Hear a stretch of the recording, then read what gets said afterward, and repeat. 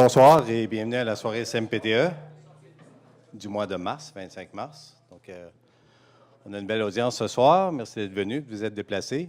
On a deux sujets intéressants. Le premier va être au niveau de la TV partout, TV Everywhere. Donc, comment ça marche? C'est quoi les technologies? C'est quoi les business cases? Qui va écouter ça? Comment on produit ça? Donc, on espère pouvoir répondre à toutes ces questions-là. Il y aura une petite pause commanditée par Imagine Communication entre les deux présentations. Donc, et la deuxième présentation sera par Pierre Robidoux de Radio-Canada sur le contrôle de qualité sur des formats fichiers. Donc, il va nous expliquer en détail. Donc, c'est deux sujets qui sont quand même très raccrochés un à l'autre. Donc, le premier présentateur sera Chris Gordon de Imagine. Donc, je vais faire juste un petit aparté commercial, juste s'il y en a qui ne se situent pas. Iris Broadcast a changé de nom officiellement pour Imagine Communications. Donc, dorénavant, quand vous entendez ça, je n'ai pas changé de job. Mon collègue Jean Laverdière non plus. Donc, c'est la même équipe, tout ça. Donc, légalement, il fallait changer de nom éventuellement. Et puis, on a profité du prix NAB pour faire tout ça. Et dernièrement, les élections. Donc, c'est beau ces soirées-là, c'est le fun. On a plein de beaux mondes au comité qui sont impliqués. Qui travaillent fort à trouver des sujets, à trouver des gens, à trouver des commandites. Pour que ça arrive, ça prend un comité. Les comités, on est bénévoles, mais il faut quand même être voté. Donc, il y a eu un email qui est sorti pour les votes. Ça prend 30 secondes d'aller sur le site de la smpte.org et voter pour les gens que vous souhaitez voir sur le comité. Donc, sans plus tarder, votez pour qui vous voulez. Mais pas pour Pauline ni M. Couillard. C'est vraiment des élections SMPTE. Et j'invite Mr. Chris Gordon from Imagine Communication. He's going to entertain us about TV Everywhere.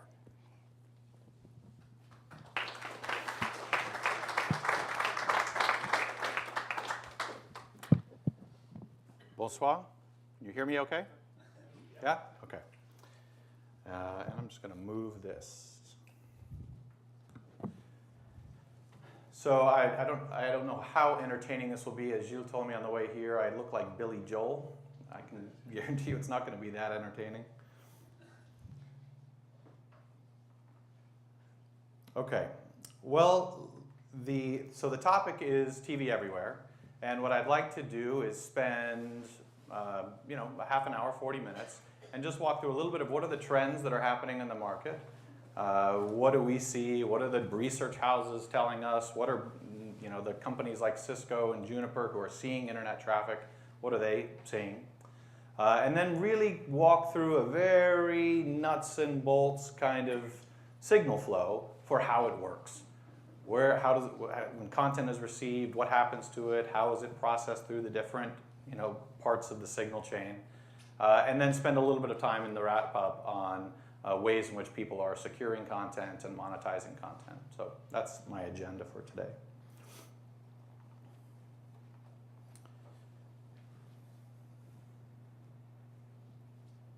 That looks okay. How do we make it? Someone who speaks French, come help me. Is anyone here who speaks French? How do I get this so I can read it as it's coming up? French, knowing the application.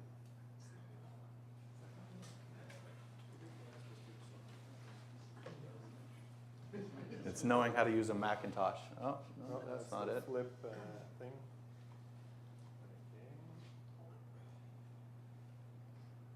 It's okay. If that's the way we get it, it's fine. I can live with it that way. Non, il veut voir. C'est un Macintosh. It's fine. I can make it work.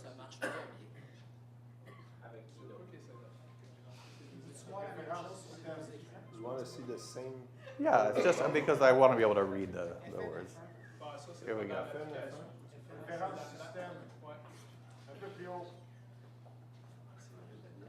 Tu l'avais dans ce menu-là. Troisième. S'il y en a qui savent le faire, ça va aller plus vite. Parce que moi, je ne le sais pas du tout. Coche en haut. Ah!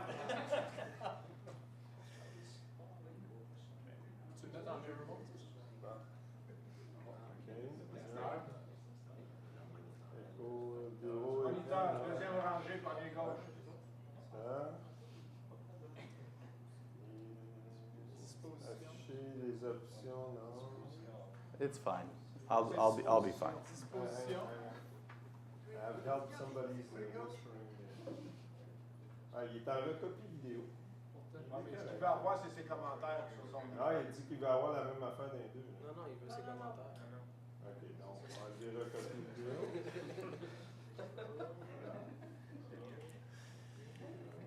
Hein?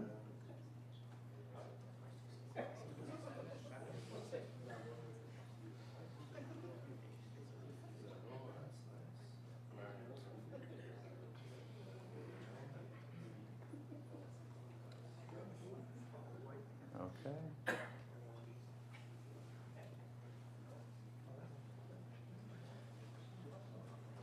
S'il y a quelqu'un qui sait That's comment okay. faire, là, moi, je sais. Now let's just try. Let's just try. Now you're-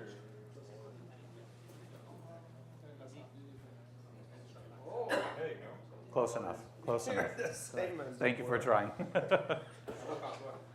All right, sorry for that. Just to start off, I want to talk a little bit about what TV Everywhere could be. Because today, it's kind of like Netflix. I can watch some old movies on some iPads and some streaming devices. And then there's the beginning of content that from broadcasters and live programmers that's starting now to be available on mobile devices, but we're really just at the beginning. But you could look forward into a time where you've got thousands, potentially tens of thousands of live content that's available to any device at any time. And that's not only the content that you're used to seeing today, but it's live linear broadcasts from programmers and stations and networks from around the world that are broadcast live all the time. And they're accessible to you on your device. Or it's that content being broadcast around the world that's being stored in a cloud and that you're able to take down and watch in a time-shifted format when it makes sense to you. Or there's this long list of titles that's available in a VOD library. And so it doesn't just have to be this first nascent kind of idea of what TV Everywhere is today. The amount of content, it could be virtually unlimited. At the same time, the way in which you access that content can be more unlimited than it is today. That you could have one network that's supplying everything from the mobile phone to the tablet to the PC to the living room television to the Ultra HD screen to the Cineplex. All of that could be potentially routed over the same unified network. And that truly is TV everywhere. Network agnostic, whether it's cable or IPTV or over-the-air, Wi-Fi, LTE broadcast, LTE multicast, all these are potential options. And then the experience itself will be different. Today, we think about it as this is just another screen on which we watch video. But what if that screen had all kinds of different functions? What if it had split screen functions where you could watch two different things at the same time? What if there were ways in which to watch multiple camera angles and to select which camera angle you like? What if we're playing in a larger canvas of 4K or 8K resolution, but we're watching it on devices that are not, as big as this wall, and it gives you an opportunity to zoom in on parts of the video and still maintain HD resolution, or zoom out or pan left and right, and to create or to edit content from live linear broadcasts or from feeds that are being provided over this TV Anywhere network. So there's lots and lots and lots of potential for how this is going to evolve, and we're really just at the very beginning. So the people or the companies that are bringing TV Everywhere, these are obvious names that are familiar to you. Some of them are traditional providers like Rogers or Bell or Verizon, but others are new. Certainly Apple has not been a content provider, but now they talked about this week doing a deal with Comcast to be an enabler of TV Everywhere to IP screens and large screen television sets.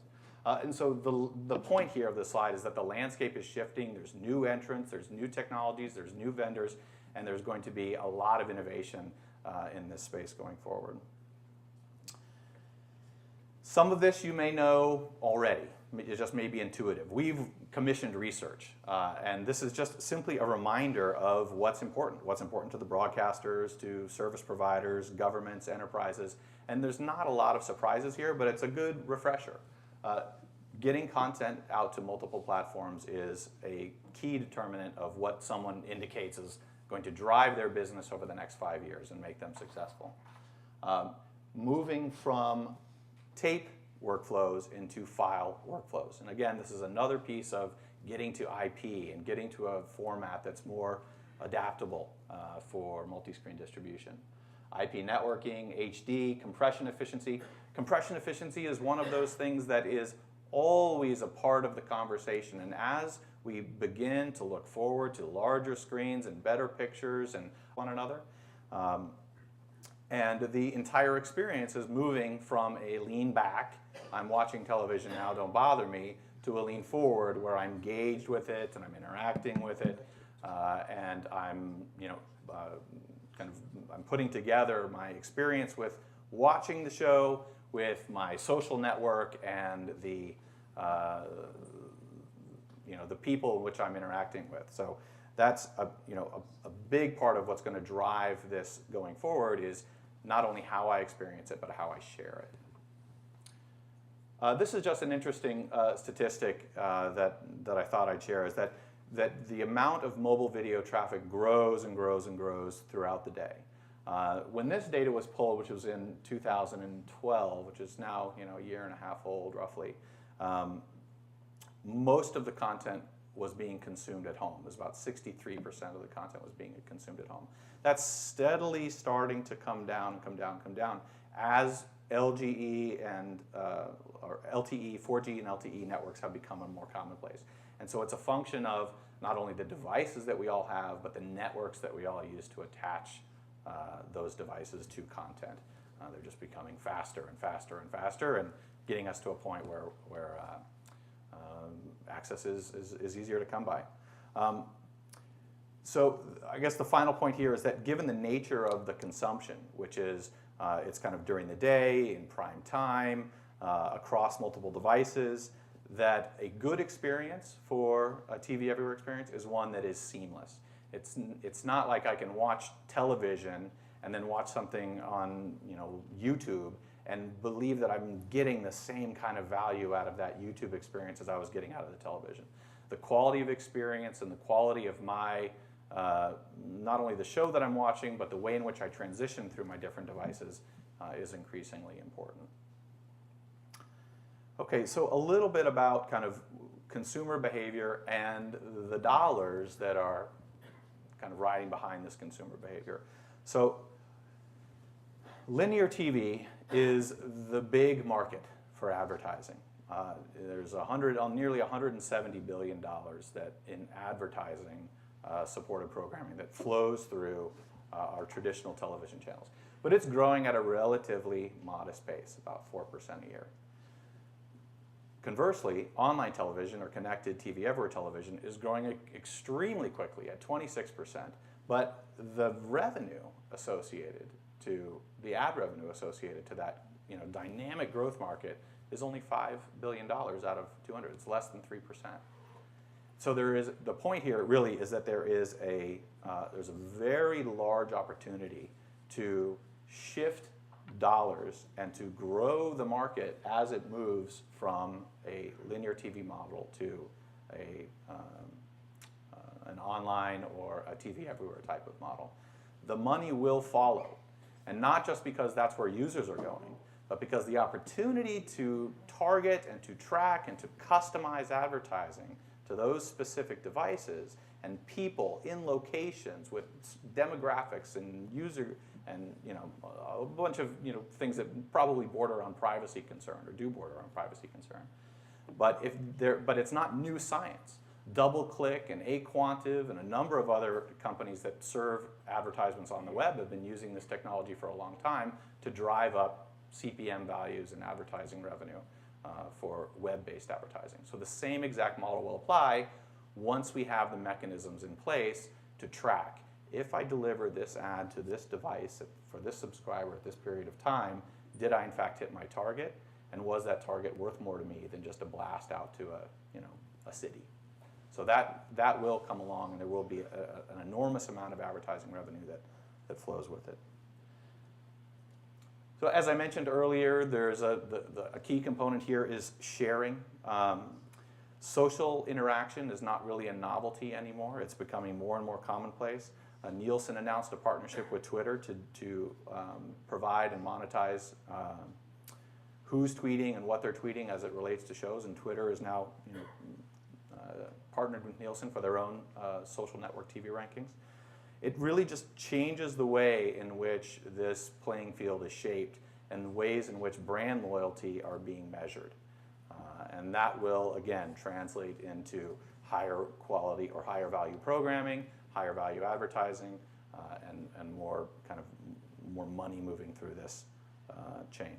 The other thing here is that because applications like Twitter are inherently mobile, you almost always use them from some kind of mobile device, that it binds together the mobile experience with the television experience in a very concrete way. So just one more slide on numbers, and I'm not going to walk through all of these. I just thought that some of this was pretty interesting. This is data kind of collected from a number of different sources, but the number of users is doubling, and it's doubling from 1 billion users in 2012 to 2 billion users in 2017. And we're about halfway through that transition now, and it's tracking right on target. The three numbers that I think are most interesting here are the 2 billion, the 720% of how much traffic increase we're going to see over the next few years. And then the last one is the green one on the bottom there. 5 million years of video across the internet every month by the year 2017. 5 million years of video every month. So I guess the point here is obvious. There's no stopping this thing. It is coming like a freight train. And it's going to be increasingly important not only to build the networks that support it, but to create user experiences and value propositions to kind of harness all of this inherent energy. Okay, I said I wasn't going to do any more numbers. This is the last one. And the point here is that there is a difference between file and live. File is wonderful. Netflix is wonderful. VOD is wonderful. But there is an inherent thirst and need for live content that's delivered over these platforms, in particular as it relates to sporting events. So the 2012 Olympics were the last time in which all this data was consolidated. I went out trying to find the data for the most recent Olympics, and I guess it's not as readily available yet. But 50% of users in the UK watched video on a mobile device. There were 12 million views just during that Olympics period, and roughly half of all of those mobile users were looking for it live. So it's not just the Olympics, although that's a perfect example. We will see this again when we come to World Cup, where there will be an enormous amount of live content streaming over the internet brought by service providers as well as over-the-top service providers, as well as new entrants like Apple or Amazon or folks that you haven't traditionally thought of as being a video service provider. So the point that I sometimes make to audiences when talking about the difference between live and file is that if an offering is just file, you are competing with Netflix at their game, which is content rights, amassing lots of content rights, and putting together a big VOD file library. Live adds a component for which those of us who work in an environment that produces and distributes live content, there is an inherent advantage that Netflix will never be able to grasp, or at least has said they're never going to go and get. Now, they could be lying, but it's simply not their business model. And all of their economics and all the ways in which they process their video and all the ways in which they store their content, it's all built around a model where they receive their content about sometimes 3 months, 6 months before they're ever going to air it. And that's so they can just optimize all and find all these little times and places in cloud network schedules in order to process the video and have it available. There's nothing in that architecture that's built out for live programming. And that's what users want. And so to the extent that live can be a part of the offering, there's a big differentiation between your typical OTT video service provider and a broadcaster network content distributor. Okay. That was kind of the last number. So I'm not going to talk about this stuff. The point here is that why is this happening right now? Why are we seeing this shift? And as with all things, there's lots of different factors that are kind of coming together at the same time. The devices have gone from being multiple thousands of dollars to hundreds of dollars, and in some cases free with your subscription to your mobile service provider. So the devices have now become affordable. The screens have become robust enough to support video. At the same time, broadband speeds blew up. And so I've got a capable device, and now I've got a network connection that is built to support an application like video. So that's driving additional content consumption. That additional content consumption is fueled by social networks to share and promote this video. And it's not just YouTube, it's Facebook. Facebook is now the second largest distributor of video online behind YouTube. And that's because, to a large part, they're linking to YouTube and to Vimeo and to every other place, along with users who are putting their own video up and posting it to Facebook. So you've got all social networking that's growing this up, and the monetization is starting to take effect also. So you have all of these factors coming together, both technological and business, to kind of create the right climate for this application. So it's happening now. What is it? Can we just start with a really high-level definition of what we term as TV everywhere? So the way that I like to think about it, it's any application that's serving live or file video to an IP-connected device over a best effort network. And I use these in order to differentiate from, I guess, what used to be called IPTV, which is simply MPEG-4 delivered over an IP network, a managed network to an in-home set-top box, which is similar to a Microsoft Media Room or an application that's been deployed by a number of IPTV service providers to date, and cable operators. So the best effort network is the piece that's most interesting and what has enabled, to a large part, the growth of adaptive bitrate video.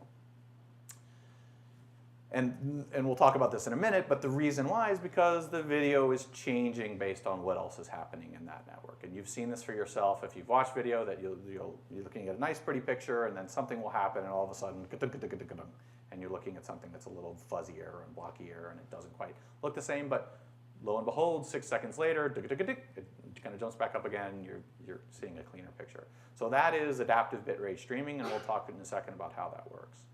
But the people who are using it, it's a much broader array than you might have previously thought. There's not only the people you'd think, traditional service providers, cable operators, telco operators, broadcasters, cable nets, but there's wireless and mobile content service providers, online video providers, and it's not just limited to Netflix. There are so many new online video providers.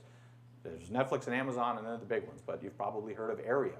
You can put them in that camp. They're an online service provider that's rebroadcasting broadcast feeds in North America and in the US. Now, they're running into some legal troubles, and we'll see if they survive, but they certainly have built a very dynamic model, and the Supreme Court will rule on it and tell us shortly whether or not they can continue. But there's companies like Simple TV. There's companies like TiVo that used to make the boxes in the house but are now building a cloud network. Slingbox, which was a company that was built and then acquired by EchoStar, that put the little box in your home in order to sling your video over the network to wherever you happen to be. That's also moving into the network and becoming a pure online video provider. And then there's a half a dozen other companies that are kind of in that space that will bubble up, and 90% of them won't make it, but 10% of them will, and there'll be a whole new slew of kind of pure play online video providers. But it doesn't stop there. Hospitals, MDUs, condominiums, hotels, campuses, military bases. The way in which I think about it is, if you have an application where you're trying to put video on a television screen, there is someone who wants to watch that same video on their tablet. It's just going to happen. So if you're thinking about video and the ways in which video goes to the TV, think about the ways in which that video also hits an iPad, because it's just another device for people that aren't that much younger than us. Okay, so A lot of words here, but I'll show some pictures in a minute that help to describe this better. How does it work? So before I get into this, by show of hands, how many people are familiar or comfortable with the kind of the mechanics of adaptive bitrate streaming? Okay. All right, thank you. So in general, so I'll skip through this a little bit to make sure that we don't bore some of those who put their hands up. But please, by any chance, but if there's any reason why you want to talk later, I'll be around for a little bit afterwards. So media, video and audio, sent over an IP network, and it's using kind of a standard HTTP protocol. This is different from the way in which we thought media was going to be distributed over the telecom network, which was carried over a SIP kind of protocol, session initiation protocol. HTTP was really born out of the web and was built from an assumption that permissions were in place, that the network was robust, and the device had enough processing power in order to receive and deploy those. And so it's sent over this IP network. The client device is the one that talks to the network, negotiates with the network about how much video I can take at this moment in time, and then changes that instruction set every couple seconds. So right now, send me the good stuff. And then somebody in the next room over starts streaming something that's terrible, and my network congestion gets impacted. Rather than saying, yeah, keep sending me the good stuff, I'm going to say, well, wait a minute, scale it back a little bit, send me something that's a little bit lighter so that it can get through my congested pipe to me. The content is packaged for delivery, so you've got kind of transcoding, and then you've got packaging, and the packaging is what is, for the most part, device-specific. HLS, which is the Apple standard, is the predominant standard for packaging. And that's really due to one simple reason, and that is that Apple killed it with the iPhone. Everybody bought an iPhone, and they just became the de facto standard for how you stream video over the web. There were lots of different kind of emerging protocols at the time, from Real Networks, Adobe HDS, Microsoft, and a few others. Apple, because of the dominance of the iOS platform and the iPhones and the iPads, just became the de facto standard for streaming. And Android actually changed and went ahead and adopted HLS as a supported streaming protocol. Okay. So to kind of get through the basic fundamental architecture here. This is highly abstracted, so I apologize if it's overly simplified. But in general, you've got really 5 or 6 different parts of the network. You've got your content, which is your video source.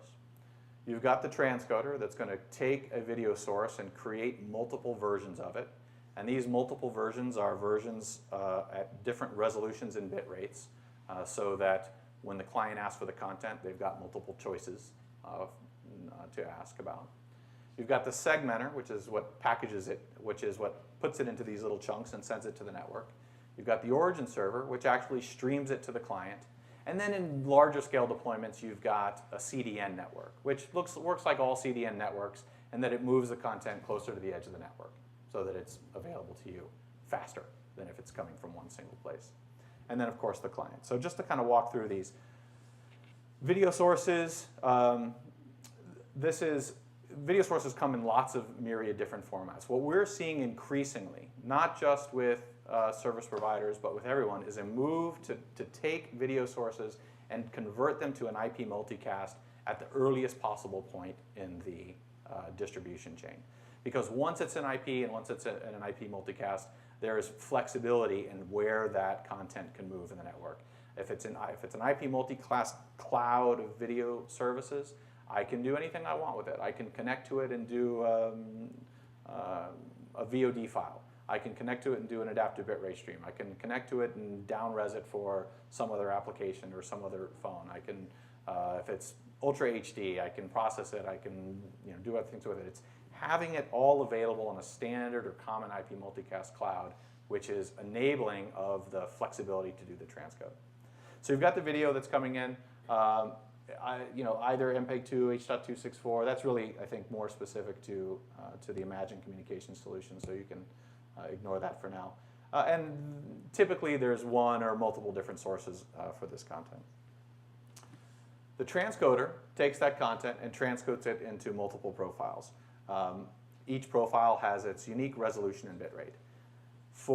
At the very dawn of adaptive bitrate streaming, the assumption was that the biggest device anybody was ever going to watch this stuff on was a tablet. And so the largest that these profiles needed to be was 720p. And even that was overkill, because this is a little screen. What am I going to do with 720p on this tiny little screen? As it turns out, 720p looks nice on this screen, and the net-top boxes, we'll call them, the Rokus and the Chromecasts and the other over-the-top streaming platforms that are plugging into the large living room television are increasing the size of the largest profile. Because now adaptive bitrate streaming is being used to process and display video on the big living room set, 720p is no longer the largest profile. In almost every single RFP I've seen in the last 6 months, there are multiple 1080 profiles in the profile set for adaptive bitrate streaming. In many locations, particularly in Central and South America, greenfield or system rebuilds, they're not doing anything other than adaptive bitrate streaming. They're just doing an ABR profile group. And they're carving off the top couple profiles, and that's for the living room set. And they're mixing. Some profiles are interlaced, some profiles are progressive. They're guiding the interlaced profiles to the television and the progressive profiles to the mobile devices. And so they're starting from scratch at an adaptive bitrate kind of framework. And the other nice thing that provides for them is a very clean and unified roadmap to the advertising dollars that are promised to come. They use one advertising methodology to swap ads, whether it's in the main screen television or whether it's on the local device, and they have all kinds of targeting capability that's built into that going forward. Okay, so it transcodes it into multiple profiles. They're each unique in their resolution and bitrate. They might have some 1080s, some 720s, some 540s, some 480s, some 360s, some 240s, whatever, but just a list of shrinking or growing, however you want to look at it, profiles. These profiles are all perfectly time aligned as they move out of the system, so that should your device switch from one to the other, you're not going to move backward in time or forward in time, maybe jumping around. The image may change a little bit and look a little different, but you're not going to have a disruption in the flow of the content. And the last piece here, which is important, is that it's important that aspect ratio be maintained. You don't want to switch from 16:9 to 4:3 or some other aspect ratio, because that's also disruptive to the viewing experience. One other comment about large screens. The other thing that was typical when ABR first started was that you would have just a small number of profiles, 3 or 4. And the reason why you only had 3 or 4 is because you didn't have that many devices that were connected, and virtually all of the connection was happening inside the home. And because it was happening inside the home, there was plenty of bandwidth into the home over the network, and at the same time, the in-home wireless network was 802.11n, it was 50 megabits per second, it was more than enough to support the highest rate profile. And so you only needed a couple, because 90% of the time you were pegged at the top one anyway. What we're seeing as you go into larger sets is that not just that you need more profiles to support the larger screens, but you need more granularity at the top end. And so you're not shifting from a 6 megabit per second stream to a 3 megabit per second stream, and the user goes, oh, what happened there, to my content? No, you shift from 6 to 5.6 to 5.2 to 4.8, and then maybe back to 5.2. And with that kind of more granular differentiation, it's less like ABR, adaptive bitrate, and more like VBR, variable bitrate. It's just that the variation is happening at kind of 2-second intervals. And so that provides, again, a more seamless experience that's enabled by more profiles at the top end of the range. Okay, so the segmenter takes these profiles and splits them up into file segments. They can be different sizes, 2 seconds, 1 second, 10 seconds. 2 seconds is typical. Some older iOS devices like for it to be 10 seconds, and initial Apple recommendations were that it was 10 seconds in length. But 2 seconds is about typical, and so you have these 2-second chunks that are kind of moving through the network. The segmenter kind of keeps a rolling buffer of these segments and just drops the old ones and keeps a buffer of them so that the flow is continuous. and creates a playlist, M3U8 playlist. I do not know what that means. Does anybody here know what M3U8 stands for? The old what standard? The Winamp standard. Yeah, okay. Right. So anyway, there's a playlist that kind of accompanies these things that moves through the system to the edge network. The origin server publishes this playlist and sends content to the clients, or as a proxy to the edge cache, to the CDN edge cache network. So that's, as I talked about earlier, this is really a mechanism just to scale and hit a large number of service providers, or I'm sorry, a large number of devices without having to overload the origin server. And last but certainly not least, clients. So tablets, PCs, smartphones, and increasingly what we call net-top boxes, or Roku's, Chromecasts, Apple TV, devices that are IP connected that attach to a large living room television. So the client chooses the chunk from the available options based on how much bandwidth they've got currently, and switches between them. And then the other piece here that's important is that there is authentication that happens at that client level. So to put this in a different place, this is kind of the same story, but just laid out a little bit differently, because sometimes I find that it's useful to see things in a couple different ways. Your transcoder packager sends live content to the origin server. The origin server is connected through the CDN to the edge servers. The edge servers are connected through the internet to the clients. The clients are connected to the middleware application. And the middleware application is what is telling the client, hey, for this user, these are the programs that they are allowed to see. This is for how long they're able to see them. And then this is the information that you can use to populate a user guide so that when they go in to browse their content, that they're browsing relevant titles and relevant content. That kind of user permissions and content rights is really the basics of the middleware application. So here's the manifest file of all the different profiles. And you can see in this example, there's a number of 1080i profiles included here. So the client says, okay, I am going to start my streaming, and because I'm going to start my streaming, I want to make sure that that video gets through quickly. I'm going to choose a profile that isn't the highest one on the list, because I know that one's going to get through. And if I know it's going to get through, then I know my streaming will start quicker, and I'll have a better, more seamless experience for my user. But that might last for 2 seconds. Then 2 seconds later, I'm going to ask for one that's further up the chain. So I ask for one that's further up the chain. I've now improved my user experience. 2 seconds after that, I say, ooh, I might have overdone it. That might have been too much bandwidth, and I'm going to back off a little bit and choose something else. But this cycle is what happens every 2 seconds. This communication between your device and the network is constantly saying, how much bandwidth do I have at this instantaneous moment in time, and which profile best fits that bandwidth? And so, as you can see, the more profiles you have in this list, the more options and the closer that client can pick the very best, most optimal chunk of content for my available bit rate. So the other side benefit of having more profiles in this list is a better quality end user experience. So that's kind of a live flow. The other thing that can happen here is that content can be transcoded from the live service and stored in a network-attached storage array for a time-shifted application, or network DVR. And then most of the rest of the signal flow works much in the same way. Instead of taking content from the live sources, it's taking files from the network storage array, and the rest is the same. The rest is exactly the same. It's the same origin server, the same edge server, the same client applications. The middleware knows that it's that this user has permissions for these movies, and the rest of the technology works the same. And you can, of course, add VOD or advertising into this same model.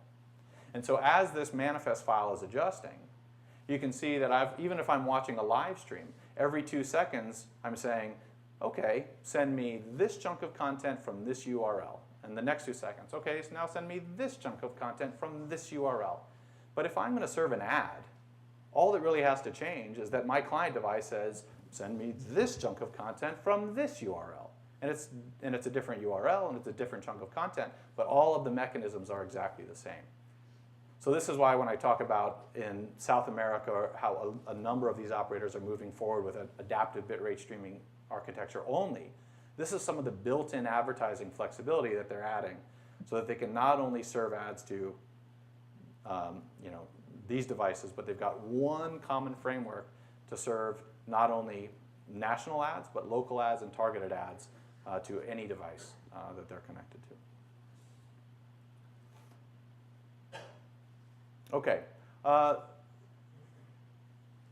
So a little bit about the authentication or monetization. So this content, it has to be secured. Most content has to be secured. And there are multiple ways in which to kind of get at this securing. And securing is the cornerstone to monetizing. You've got, in some cases, multiple subscriptions. So user subscribes to X and to Y and to Z, and each one of those are managed independently by the user. You've got some applications that are pay per use. Amazon Instant Video is the one that pops to mind, where you watch streaming movies and you watch them over the internet. You buy them one at a time. There are certainly variations by device, and a lot of this goes into kind of content rights and what kind of content is available for each device. You might have tried watching a movie online and found that, wait, I can only watch this movie on my laptop, but I can't watch it on my iPad. At least that happens to me all the time. The content that I want to see, I have to watch it on a laptop. And it just feels odd to me, but that's the way in which those content rights are written. So there's variations by device. It's certainly true with the television and with other devices. In many cases, the entitlement for each device is passed through from the service provider. So if you have a contract with Videotron and you have this kind of service package, that entitlement for that content that you got from Videotron in many ways can be carried through to the mobile device.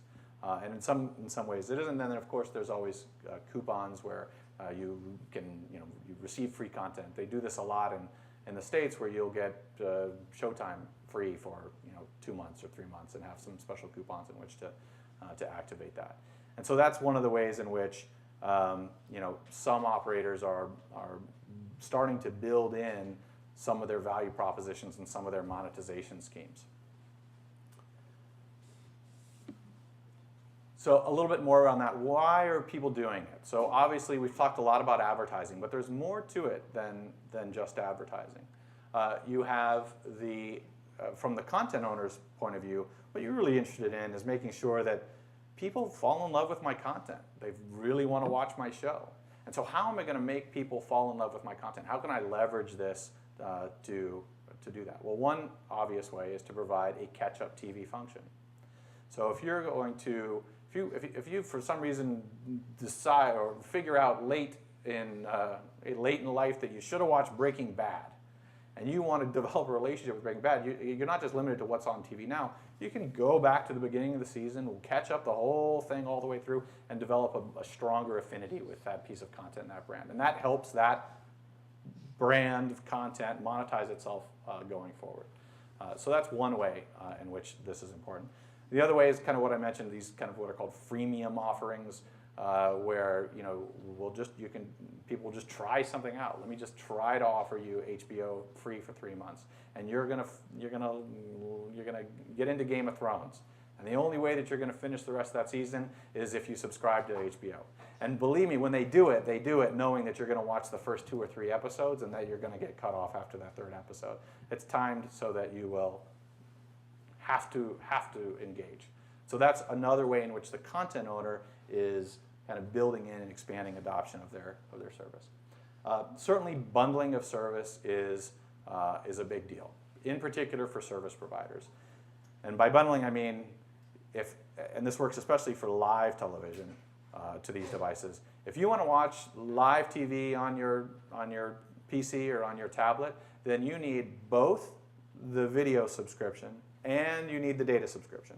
If you're missing either one of those things, you're not going to be able to do what you want to do. And so it solidifies customers into having both of those service offerings. The other thing it does is it creates an opportunity to upsell both of those. Because if you're now watching video on, and remember, in households, you've got something like 60% of households now have 3+ connected devices. 40% of them have 5+ connected devices. So as soon as you've got a taste for it and you're watching one, You're watching 2, you're watching 3, you're watching 4 connected devices in one home. And that's a lot more bandwidth that you're now streaming over your network. And your service provider can, with reason say, we think that the 15 meg package that you've got today may not be enough for you. We think you need the boost package. And so they'll get you the boost package for 25 megabits or 35 megabits or whatever it happens to be. And you want to pay it because this is a service that you're actually using and you and your family are using. So bundling is important. It increases data speeds. It has the potential to increase to higher video tiers. And then the last part, and we've talked a lot about this, is advertising. And whether that's just simply increasing the inventory, because when you now launch a multi-screen platform, you've now got a whole bunch of new inventory that you didn't have before, or it provides the opportunity to target that inventory and to provide impression-based, psychographic, demographic, heuristic-based advertising avails. Okay. So as we kind of talked a little bit in the beginning, there's a long way to go with this. And whether it's different user applications or it's different network types or it's different resolutions, there's certainly more complexity on the horizon here. The ones that are kind of most important for us now are Ultra HD, 4K and 8K, Ultra HD. Streaming protocols such as MPEG-Dash are the counterbalance to HLS. And so MPEG-Dash is a new common standard for wrapping the content. And over time likely will either be on par or will overtake HLS. And the only reason I say will overtake is because it is in fact an industry standard rather than an Apple provided format. But HLS has become so common that it's hard to see it ever kind of losing momentum. But interestingly enough, Microsoft is the driving force behind the Dash certification standard. They really want to see this thing happen. They host the calls. They push the industry forum forward. And so, it'll be interesting to see that develop. There are also different compression standards. I mean, HEVC is one and H.264 is another. But Google has its own compression standard, and the thing that they're trying to accomplish with that is to free up some of the licensing costs associated with those, to make it easier and cheaper and more affordable to deploy some of these adaptive bitrate protocols. So that is another factor that's not even listed here. LTE broadcast is an interesting idea. And that is simply that if everybody's watching the same thing, if everyone's watching the Stanley Cup, then you're going to stream 1 million or more unicast streams to 1 million or more users. And that's completely wasteful. Why would I do that? All the way into the back of my network, I'm 1 million streams when all I really need is one. All I really need is one stream multicasted out to the edge of the network and then multicasted to those devices. And so LTE broadcast or multicast streaming is another emerging technology for providing high, high popularity events to a large number of people. We recently saw in the US, we did the Oscars, and the network crashed. Anyone who was trying to watch ABC during the Oscars, it just crashed and failed. And it crashed and failed because there were 43 million people who tried to access it. 43 million people who tried to access the same content at the same time, and it broke the network. So there are, and that's that's just for the Oscars. There's sporting events and other things that are equally or more important. Okay, seamless transition across screens, and then also, I threw this in. TV's just going to show up in a lot more places, and the cars is kind of the next most obvious one. Hopefully not in the driver's side, but certainly in the back.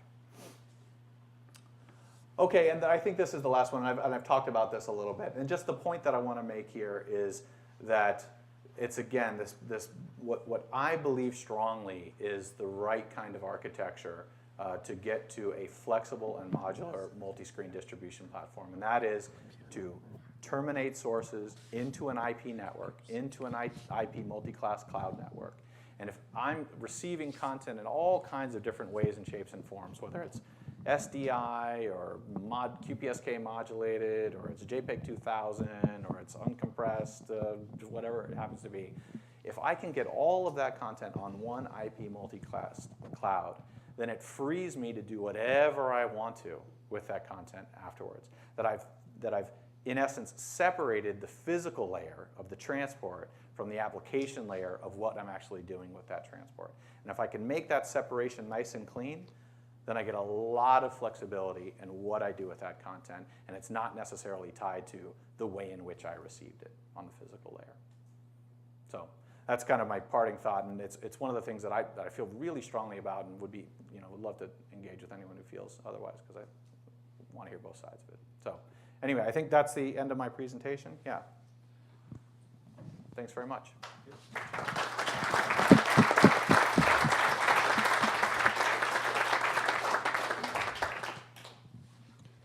Est-ce que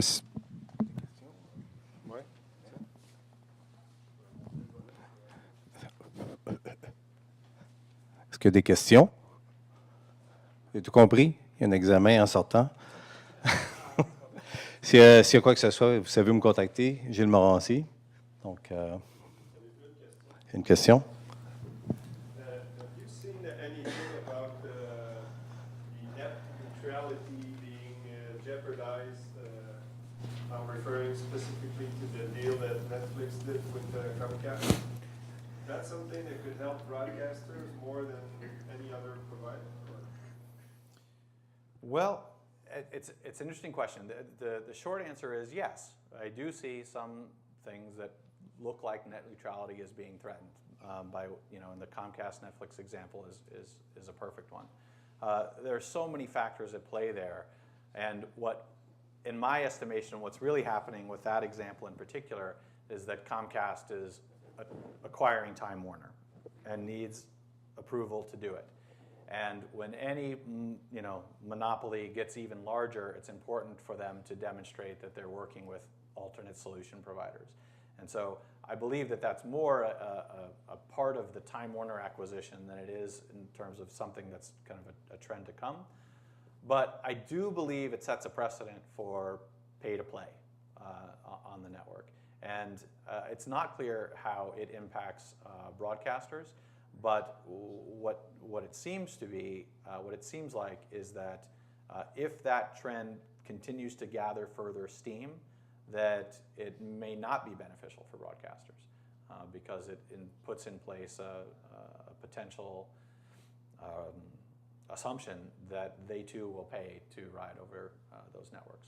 What will be most interesting is that the Supreme Court has agreed to hear the Aereo case. And so when that is decided, that will provide, at least in the US, a much more clear direction on how the courts will rule and think about content rights over the internet and how content should be distributed.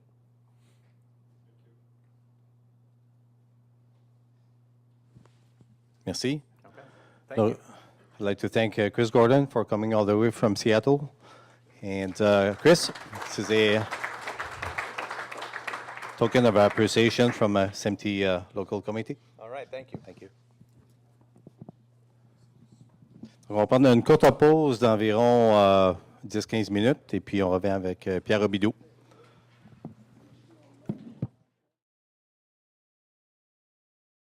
Alors, Pierre Robidoux a accepté de faire la deuxième partie de la présentation.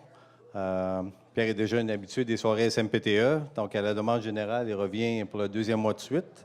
Alors, si la tendance se maintient, on se prépare pour le prochain après la NAB. Alors, deuxième sujet de la soirée et dernier sujet, ça va être la qualité contrôle au niveau fichier. Donc, quelque chose aussi très en vigueur et très actuel comme sujet. Donc, sans plus tarder, Pierre. Merci. Est-ce qu'on m'entend avec le système? Oui. Non, ben je pense, ça devrait être démuté, mais si ça marche aussi bien que le Mac, ça peut être long un petit peu. Et pendant que j'y pense, je voulais remercier François et Lucam de nous avoir prêté la salle et les services techniques.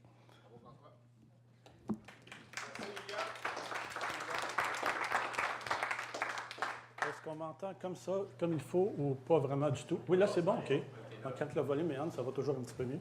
OK, ce qu'on va regarder un petit peu rapidement, ça va être une introduction, mais c'est peut-être le défi des années à venir pour les gens de broadcast, de Pro AV, des producteurs de contenu. Ça va être le quality control, contrôle de qualité.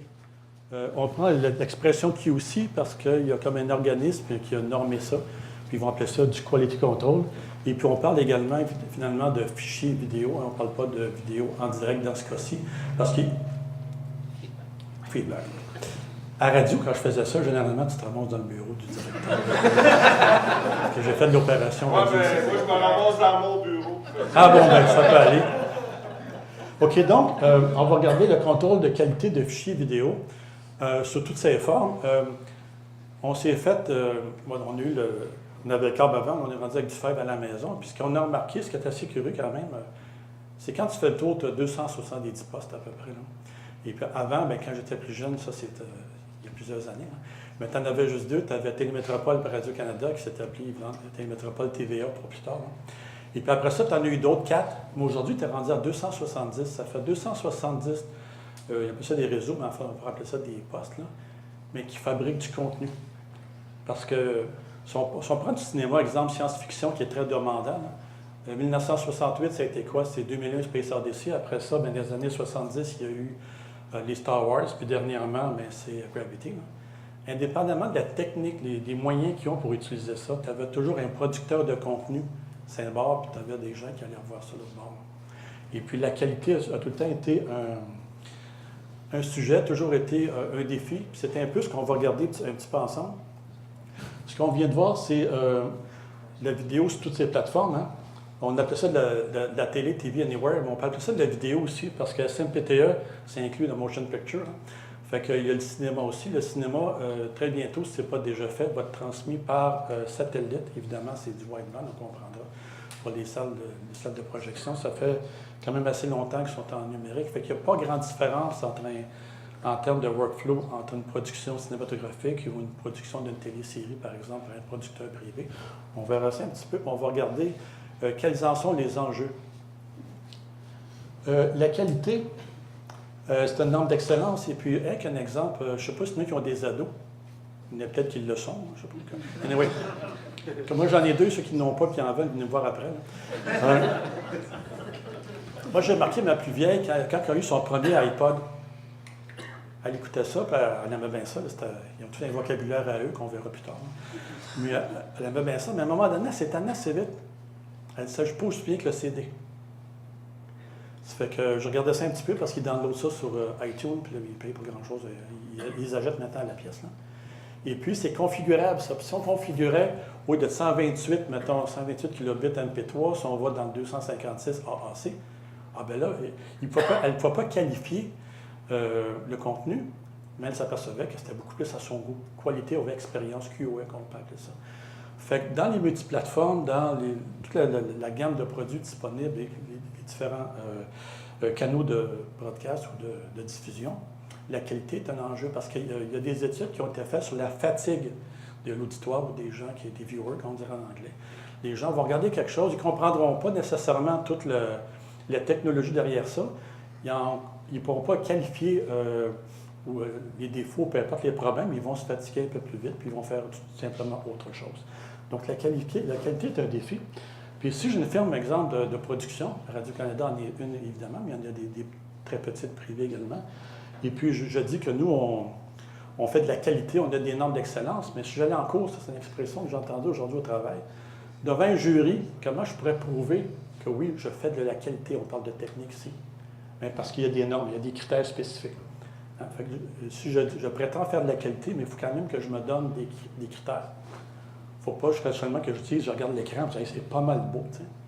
OK, définir beau. Parce que c'est à l'encours, c'est ce qu'ils vont te demander. Puis ça, bien, ça se définit, puis il y a tout un vocabulaire, puis il y a toute une technologie derrière ça. On va dire aussi, on va considérer une notion de temps, même de coût, là, quand on parle de qualité. Mais bâcler un travail, des fois, ça coûte plus cher parce que, premièrement, des fois, il faut le refaire 2 fois. Et puis, si je fais un travail qui n'est pas très, très acceptable ou qui est moyen, bien, peut-être la fois d'après, ils vont demander à un autre firme, ils vont demander à quelqu'un d'autre. Fait que c'est pas vrai toujours de dire que la qualité coûte plus cher. OK? Ça ici, j'ai l'impression qu'elle sort des slides, mais en parlant de contrôle de qualité, je vous informe que c'est un maxi. Fait que s'il y a des choses qui se passent, c'est pas de ma faute. Là. C'est hors de mon contrôle, justement. On dit que le professionnalisme se distingue par la qualité de ses productions. Tout le monde a été dans des mariages où, normalement, tu es un photographe professionnel. Puis tu as le cousin, tu sais, le cousin là, qui a l'air d'un arbre de Noël parce qu'il y a 3 ou 4 caméras autour de lui. Là, puis tu te demandes comment il paye. Puis lui, il va en prendre des photos. C'est tout automatique, c'est pas trop comment ça marche, mais il les a acquis. Là. Mais qu'est-ce qui distingue les deux? Le professionnel, il va faire des super belles photos, avec à peu près les mêmes appareils. Fait que le professionnalisme, ce qui va faire une qualité de production, et puis ici, on ne parle pas d'ingénierie, on ne parle pas de technologie, on parle vraiment de production. Okay? C'est un petit peu ce qu'on se donne comme... Lorsqu'on parle de qualité contrôle, donc contrôle de qualité, moi, quand je parle de contrôle, c'est drôle, ça me fait penser plus à, je sais pas, ma belle-mère, exemple, à Noël. Là. Le repas, ça sert à 6 heures, ça, c'est du contrôle. Là. Ici, on devrait plutôt dire la gestion de la qualité. Si ils ont pris le mot contrôle, c'est parce que possiblement que l'idée que j'ai déjà entendue dans le passé, c'est que quand le numérique est arrivé, la HD, tout ça, là, on a perdu un peu le contrôle par rapport au monde analogique où on avait l'impression qu'on contrôlait vraiment une qualité. Alors que maintenant, c'est beaucoup plus flou, principalement pour les gens de production. Si on verra ça un peu plus tard, des fois, il faut qu'ils se fient beaucoup à la technique, puis il y a comme des fois des incertitudes. Principalement parce que ce qui est extraordinaire aujourd'hui, 3 ans après, c'est plus ça tantôt. Ça fait le temps de l'apprendre, mais c'est déjà plus ça. Fait qu'il y a quand même une incertitude en termes de gestion de qualité. Parce que c'est une notion qui varie dans le temps et selon les plateformes également. Parce que si j'ai une qualité de production, par exemple, il parlait comme pour des ordinateurs ou des tablettes, là. Bien, c'est un écran de 50 pouces, c'est quand même pas mal moins joli. Il y a des gens qui vont se payer des téléviseurs, ils vont payer 2-3 000, puis ils vont écouter du YouTube là-dessus. Bien, quelque part, on voit bien que la qualité est autre. Fait que ça, il y a des notions comme ça à tenir compte. Michel de Montaigne, c'est pas quelqu'un qui travaillait à Radio-Canada, lui, 16e siècle. Le Canada n'existait pas dans ce temps-là. C'est qu'il a quand même dit quelque chose qui va un petit peu moduler ce qu'on pense. Vaut mieux avoir une tête bien faite qu'une tête bien pleine. Okay? Autrement dit, tout savoir, ce n'est pas nécessairement l'idée, c'est comment raisonner avec ça. C'est un peu de même aussi quand on parle de qualité.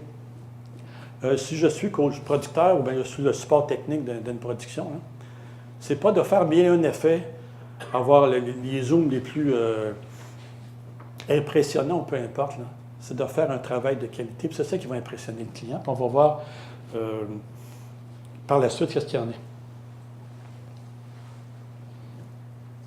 OK. J'avais fait un cours de project management et puis on fait des études de cas dans ce temps-là. Puis une des études qu'on avait regardées, c'est une petite firme de production indépendante. J'ai un start-up, là, je vais me partir fonder une firme de production. Évidemment, je vais servir toutes ces plateformes-là, mais pas en même temps, mais des fois, des clients n'en refusent pas. Fait que ce que je prends à desservir le plus possible. Ça se peut qu'en fin de course, il y en a quelques-uns qui vont s'éliminer pour des raisons de financiers, peu importe. Là. Du Pro AV, c'est quoi? C'est de l'audiovisuel. Quand tu es dans le domaine broadcast, l'audiovisuel, c'est vu comme le parent pauvre. Tu sais, les bébelleux, les patentes, les gugus qu'on ne veut pas, ils servent de ça, eux autres. Aujourd'hui, c'est plus vrai, ça. Parce que j'avais rencontré quelqu'un, puis lui, il était dans le domaine Pro AV, il installait des stands dans les hôtels. Puis il dit, écoute bien, là, il dit, on va installer quelque chose, exemple, au Caesars à Las Vegas. Là. On va installer des moniteurs, bien, on appelle ça des displays, c'est comme un téléviseur porte de tuner. On va installer ça, des 60 pouces, puis maintenant des 80 pouces qui s'en viennent. On va installer ça un peu partout. La vidéo que je vais présenter là-dessus, là, mais c'est pas comme vous autres, là, du 1939 à 420 8 bits, l'espace c'est beau.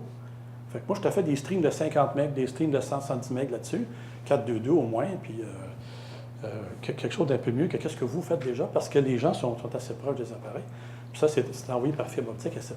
Fait que la production qui va se faire pour ça, évidemment, on parle d'une qualité quand même au moins comparable à la nôtre, des fois un peu mieux. T'sais. Les diffuseurs, bien, le broadcaster, tout ce qui est, même les BDUs, là, le câble, la télévision par satellite, etc., IPTV. Collaboration avec les producteurs américains, la production dans le cinéma américain, des fois c'est des séries télévisées aussi. L'information que j'en ai eue cette semaine, à peu près, là, c'est autour de 250 millions par année. On dit Montréal, mais ça peut être Québec aussi, la région là, au Québec, là, des villes principales. Les retombées économiques, on parle de 250 millions. Fait qu'il y a beaucoup de petites firmes, des fois, qui peuvent intervenir dans ça. L'Internet, bien là, évidemment, des fichiers de téléchargement ou de streaming temps réel, mais dans mon cas, je produis quand même des fichiers. Je peux faire des disques Blu-ray.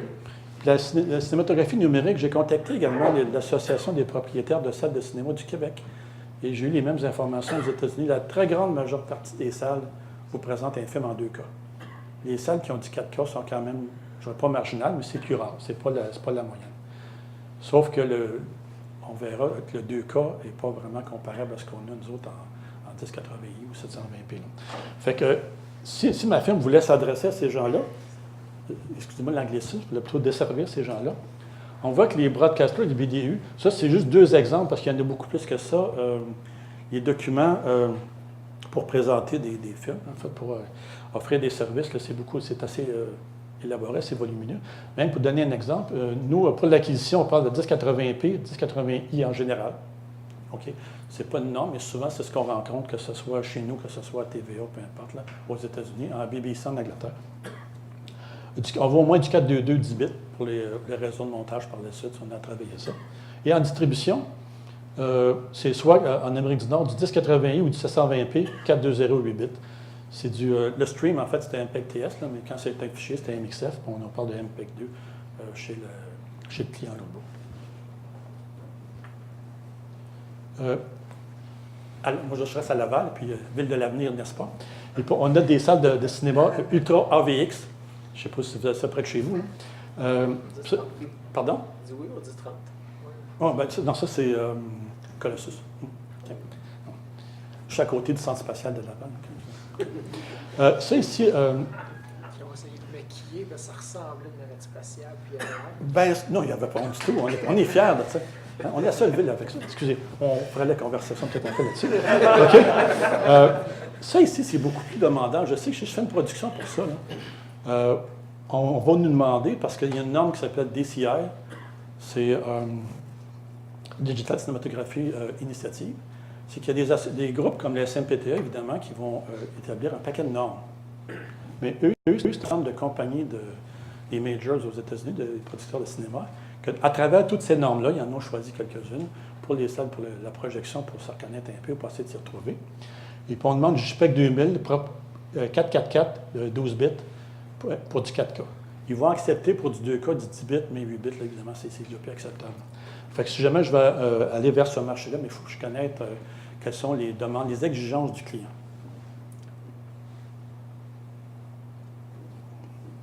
OK. La qualité, ce n'est pas d'hier qu'on parle de ça. Ici, c'est un peu plus complexe à cause de la complexité des environnements technologiques. Là. Mais depuis que je m'intéresse à ça, dans les années 70, dans ce temps-là, on comprendra que c'était de façon amateur, j'étais quand même un peu plus jeune. Là. Les premières vidéos qu'on a reçues dans la région de Montréal, et à Laval, ça s'appelait des porte-à-pack, des demi-pouces noirs et blancs. Puis comment qu'on évaluait la qualité de ça? Mais le matin de bonne heure, tu mettais ta petite TV 12 pouces, tu la mettais au 2, tu regardais la mire, là, ce qu'on appelait l'Indien, en langage commun. Tu essaies d'ajouter ta patente, puis tu te dis, bon, mais ça, ma référence va être le téléviseur avec des petits haut-parleurs que tu avais après ça, ça dépassait pas ça. On est dans le domaine amateur, on comprend, mais quand même. Par la suite, quand les U-Matics sont arrivés, bien là, c'était rendu en couleur, là, tes broadcasts. Là, tu penses que tu as quelque chose, mais enfin, pour mesurer, pour évaluer ça comme on pouvait, bien, tu avais au département de technique TV, tu vas trouver des petits générateurs de fonctions, les bords couleurs et générateurs de mire, puis tu vas faire quand même quelque chose, on dirait, de potable, mais on n'est pas encore dans le professionnel ici. Mais il y a toujours une recherche de ça quand même les gens qui ont travaillé avec ça, même s'ils étaient amateurs, même s'ils étaient à leur début. Une fois, ça m'a fait mal, il y a quelqu'un qui m'a dit que je n'étais même pas né dans ce temps-là. Quand je suis rentré à Radio-Canada, on a travaillé avec ça ici, là. Ce qui me stresse un peu, c'est que maintenant, l'appareil est au musée de Radio-Canada, donc plus en service. C'était des... ça, c'était des 2 pouces. C'était quand même assez particulier. Juste maintenir ça en vie, ça prenait quand même... ça prenait toute une technologie. Mais là, on avait une instrumentation appropriée. Puis on avait des moniteurs de très haut calibre. La marque de commerce, ça n'existe plus, je pense, aujourd'hui, Conrack, qu'on avait à ce moment-là. Et puis on regardait à vue un moniteur, puis on avait des waveform monitors qu'on appelait, puis un vectorscope, là, je ne connais pas les noms français pour ça. Par la suite, évidemment, il y a eu les 1 pouce, la machine était beaucoup plus facile à opérer, fait qu'on se concentrait plus sur le signal. Quoi qu'il en soit, quand on est arrivé à Radio-Canada, au VTR, je pense que c'est encore le même aujourd'hui, les premiers cours qu'on avait, c'était pas opérer les appareils. Ça va venir assez rapidement. C'était apprendre en contrôle, c'est quoi le signal? Parce que ce qu'on traite, c'est du signal. Puis le traitement, c'est on l'enregistre, on fait du montage, on fait des lectures, des play-outs. Et puis ça, on avait des appareils On avait des générateurs de signaux pour ça. Puis il y avait un vocabulaire déjà. Ça faisait juste pas dire hey, c'est pas beau, c'est pas correct, mais semble ça. C'est ordinaire. Ça, c'était un vocabulaire qui n'existait pas. Là. On avait un vocabulaire, il fallait s'y tenir. On parlait de luminance, chrominance, latine. Puis ça, il fallait le définir, il fallait le qualifier. Puis il y avait des cours associés à ça.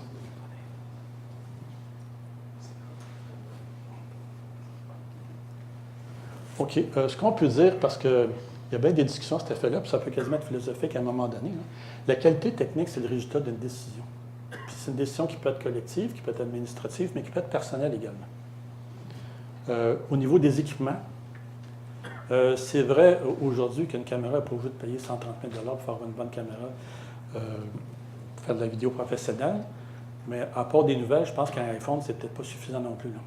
OK, donc la qualité d'équipement que je vais avoir, puis souvent, des fois, on avait une tendance avant à aller le plus haut de gamme possible.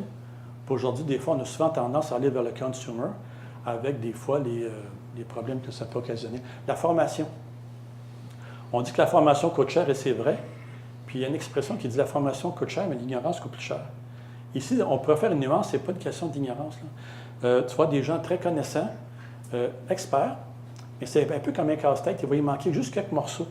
Ça peut faire la différence entre une qualité qui serait de haut calibre et une qualité qui serait un peu moindre, parce qu'il manque certaines informations à cause de l'évolution rapide de la technologie. Donc la formation aujourd'hui, c'est presque obligatoire, c'est presque essentiel à cause de la complexité et la vitesse auquel les technologies changent et les méthodes de travail. Ce n'est pas nécessairement le cas qu'on va travailler aujourd'hui comme on y a travaillé il y a 30 ans en termes de workflow. Je n'ai pas l'expression française pour ça, mais en fait, les méthodes de travail doivent s'adapter aux nouvelles technologies. Puis aussi, personnellement, c'est une question d'attitude, on peut dire. C'est une question... c'est pas grave, ils ne le verront pas. Hey, tu sais, chez eux, ils ont tous des TV, c'est tout ajusté à peu près n'importe comment. C'est pas grave, ça ne paraîtra pas, je suis rendu à l'autre bout de la plaque. Mais ça, c'est une question d'attitude. C'est un état d'esprit, puis c'est un mode de vie. Moi, chez nous, j'ai des gens qui ont fait de la construction, puis moi, je ne connais pas ça du tout. Puis j'ai un de mes amis qui est contracteur, puis il est venu voir, t'sais. Puis il regardait ça, c'était les fondations. Là.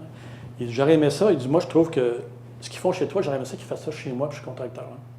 Fait que moi, ce qu'il me dit, c'est qu'ils font une belle qualité de travail chez toi. Mais si je suis producteur, puis j'engage une firme technique là, pour faire l'émission, faire l'enregistrement, mais j'aimerais bien que les gars aient le même état d'esprit. Que nous, notre but dans la vie, c'est de faire quelque chose de la plus haute qualité possible, considérant les contraintes des fois qu'on peut avoir.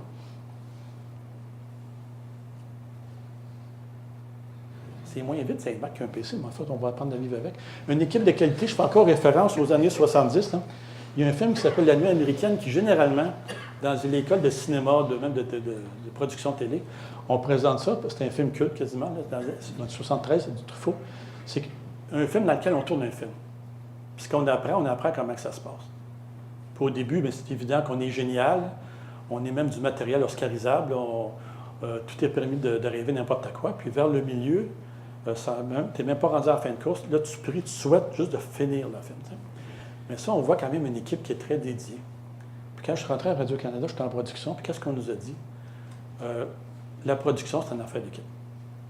Les vedettes sont en avant des micros, en avant des caméras, mais en arrière, c'est une affaire d'équipe. Et puis c'est un peu comme le hockey ou n'importe quoi. S'il n'y a pas une équipe vraiment qui travaille très bien ensemble, bien, ta qualité va souffrir. Puis c'est un incontournable sans production. Juste une parenthèse là-dessus. Et des équipements de qualité. Ça, c'est un problème parce qu'aujourd'hui, c'est quoi un équipement de qualité qu'on pourrait qualifier, nous, on appelle ça broadcast, ou qui serait assez bon pour une projection en salle, d'une salle de 2K, où les productions se font pour toutes sortes d'organismes et de situations. Exemple, il y a une campagne électorale, les partis politiques se font faire des vidéos. Et puis, ils ne veulent pas n'importe quoi. Là, on fait ça avec... des fois, ça fait dur. OK? Non, ça. Quelqu'un me dirait mauvais exemple et j'en conviens. OK? Mais règle générale... Oui, des fois, c'est OK. Mais des fois, on souhaite une belle qualité pareille. Le souhait était là. Le souhait était là. Le résultat était là. Mais sûrement, le contractant, ça va être un autre la fois d'après. Là. Et puis, souvent, quand ils présentent ça en salle, on sait que le projecteur corporatif, c'est souvent du 720p. Ça ne va pas bien plus que ça. Là. Mais l'audio va dans le système de la salle, puis les systèmes, des fois, c'est assez. Tu as une salle de 500 personnes, de 800 personnes, fait que l'audio, tu l'entends. Fait que tu as intérêt à faire un travail de qualité quand même. Et puis, que ce soit les maisons d'éducation, peu importe. Tu sais, de la vidéo, il y en a vraiment. Il y en a sur toutes les plateformes pour les podcasters, comme on a vu dans la première présentation. Mais il y a énormément de clientèles différentes. Tu sais, le Pro AV, on parle de 40 milliards par année pour push au Canada, là, dans le monde. Fait que il y a énormément de travail qui se fait là, avec ça. Puis quand les gens sont habitués de voir une qualité, bien, c'est ce qu'ils recherchent, même si ce n'est pas toujours le résultat. Les équipements, un des parents pauvres. Oui, ben, moi, je vais rester dans le monde radio-canadien pour les droits de. Okay, t'es content? Oh oui, c'est bon. Monsieur dit que c'est son projet, si vous voulez le voir après la rencontre, pour en parler, tiens. Ici, je montre des équipements audio comme ça. C'est des fois, des petites compagnies de production, ça va arriver qu'ils vont enregistrer comme ça se faisait dans le cinéma, comme ça se fait encore aujourd'hui, l'audio séparément. Puis après ça, à post-prod, on va le post-sync, on appelle ça. Et puis, souvent, on va entendre dire, le gars va s'acheter à peu près de quoi, 100 quelques mille piastres d'équipement, là. Mais il y a une petite console à 96 piastres, super bargain, qui est pris chez Tiger Direct, je ne sais pas trop, là, audio. Moi, ben, elle disait, hey, c'est assez bon, ça va faire le travail. Pas nécessairement. Surtout si tu contractes avec les Américains, les autres sont habitués à certains standards. Et puis ça, on regarde ce que ça coûte une production, ce que ça coûte une maison de production, c'est beaucoup moins coûteux qu'avant. Mais quand même. Ça, c'est des flash recorders, il y en a entre 1000 et 4000 à peu près, là. Mais c'est bon d'y mettre quand même le prix. Le prix n'est pas gage de qualité nécessairement. Mais là-dedans, c'est sûr que si on j'enregistre en wave, il y en a qui vont dire c'est pas mal les mêmes chips dans tous les appareils. C'est vrai. Mais les analog to digital converter, par exemple, les préamplificateurs de micro, ça change beaucoup d'un appareil à l'autre. Fait qu'ils mettent un certain prix. Et tenir compte aussi des qualités, les microphones, tout ce que je vais acheter pour le travail que je veux faire. Ça peut être très bon pour une situation, peut-être pas l'autre, peut-être pas dans l'autre. On voit des fois quand ils font des prises de son avec les perches. Puis ça, le QC système ne peut pas le détecter. La perche, on dirait qu'elle se promène un peu pour ne pas être dans la vision, dans le champ de la caméra. Fait que des fois, c'est comme une modulation des voix, t'entends ça un petit peu, surtout avec un système de son un peu plus... Mais ça, le QC système ne le verra pas. Par contre, pour les gens qui vont le regarder, le quality of experience ne sera pas nécessairement... encore ton projet, on sait que... Okay. Aussi, est-ce que je vais faire de la compression numérique? Est-ce que j'enregistre en PCM ou je vais faire une compression analogique de type AAC ou peu importe là? Aujourd'hui, il y a une tendance assez lourde. C'est l'espace 10, ça ne coûte rien. Les flash mémoire et tout ça. Fait que pourquoi compresser? Parce que quand je compresse, décompresse, il y a un effet de cascade puis un effet de perte de qualité. Fait qu'en audio, on essaie, si possible, de ne pas compresser numériquement. Compression analogique, des fois, c'est pour avoir plus de présence qu'on va faire ça. Mais il y a une loi aux États-Unis, le CALM Act, qui a passé parce que les commerciaux étaient toujours beaucoup plus compressés que le reste du programme, de telle sorte que c'est comme une bombe quand le commercial... Ils ont passé une loi pour avoir ce qu'on appelle la loi sur le loudness. Et puis ça, il y a juste deux éléments ici, mais c'est beaucoup plus complexe que ça, à savoir c'est quoi la valeur moyenne perceptible par l'auditoire. Puis ça, il y a des meters, pour ça, c'est un exemple. Là. Mais si j'enregistre, ce n'est pas une mauvaise idée que j'en tienne compte. Parce que quand je t'ai rendu en fin de course, mon système de QC va me dire, bien, peut-être tu aurais dû penser à ça, cette affaire. Fait que le système, il y a des systèmes qui peuvent le corriger. Vous voulez le corriger en fin de course, c'est bien mieux de le faire correctement au début, disons, à l'enregistrement. Ça, c'est juste pour vous dire, dans les salles de cinéma, on ne les voit pas, mais au parleur en avant, ça ressemble un peu à ça. Fait que j'ai intérêt à avoir une bonne qualité. Exemple, il y en a qui vont prendre, je vais me prendre un shotgun, une affaire de microphone, donc je vais aller chercher le gars à l'autre bout, tu sais. Mais un shotgun, on sait très bien que dans les basses fréquences, des fois, c'est un peu moins présent. Fait qu'il faut faire attention aussi, qu'est-ce que je choisis pour la qualité que je vais avoir, parce que dans une salle de cinéma, puis même chez les gens, on va dire qu'à peu près entre 70 et 75 des gens n'écoutent pas le cinéma maison à la maison. Ils vont juste écouter le téléviseur avec le haut-parleur qui est là. Puis ils vont ouvrir le cinéma maison seulement quand ils vont louer un Blu-ray ou qu'ils vont downloader quelque chose de chez Netflix. Là. Mais même à ça, c'est que les haut-parleurs de la maison, surtout dans les salles de cinéma, il faut tenir compte de la qualité de ça dans ma production audio. Un autre élément qui est vraiment laissé pour compte, c'est l'éclairage. Une lumière, c'est une lumière. J'ai deux températures, daylight, tungsten, 3002, 5000, puis 6005. Puis ça, bien, c'est pas parce que c'est écrit, c'est une feuille de spécification que c'est vrai. Notre département, ça s'appelle New Broadcast Technologies. Puis quand je suis rentré là, j'étais très surpris d'apprendre qu'on évalue des équipements. Tu sais, des fois, dans notre domaine, les équipements, ça coûte assez cher. Fait que je me dis, bon, évaluer, ça vaut 40 000. Puis là, tu te rends compte, il ne marche pas, tu sais. Ça fait que puis tu appelles le fournisseur, tu dis, tu l'as trouvé. Bien là, regarde, tu sais. C'est comme si tu vas acheter une automobile, puis tu te dis, regarde, sur 4 vitesses, j'en ai 3 qui marchent, mais la prochaine, l'autre vitesse, on va en mettre, tu sais. Là, il faut essayer de jumper de deuxième à quatrième, là, c'est bon. Mais l'autre modèle, on va, tu sais. Mais dans notre domaine, des fois, comme ça arrive du domaine de l'informatique, c'est pas toujours très heureux. Hein, c'est pas toujours, des fois, c'est développé rapidement, des fois, il y a des problèmes associés à ça. On a évalué, nous autres, dernièrement, de l'éclairage au LED pour se rendre compte que les équipements, pour mesurer ça, bien, ça ne donnait pas des metrics, comme on dit en anglais, ça ne donnait pas une mesure qui était exacte. Parce que de par la composition des LED, ça prend un équipement. Donc, il fallait acquérir ces équipements-là. Puis les LED, on s'est aperçu qu'il y avait une colorimétrie, des fois, un peu particulière. T'sais. Il y en a même que... Fait que, évidemment, il y a comme une norme pour les broadcasters, pour les gens de cinéma aussi. TLC 2012, ça fait pas très longtemps que c'est... Ça, c'est l'année aussi, là, fait que ça fait pas très longtemps que c'est sorti en Europe. C'est pas une norme, mais c'est un recommended practice, on pourrait dire en français une façon de travailler suggérée, peut-être, là.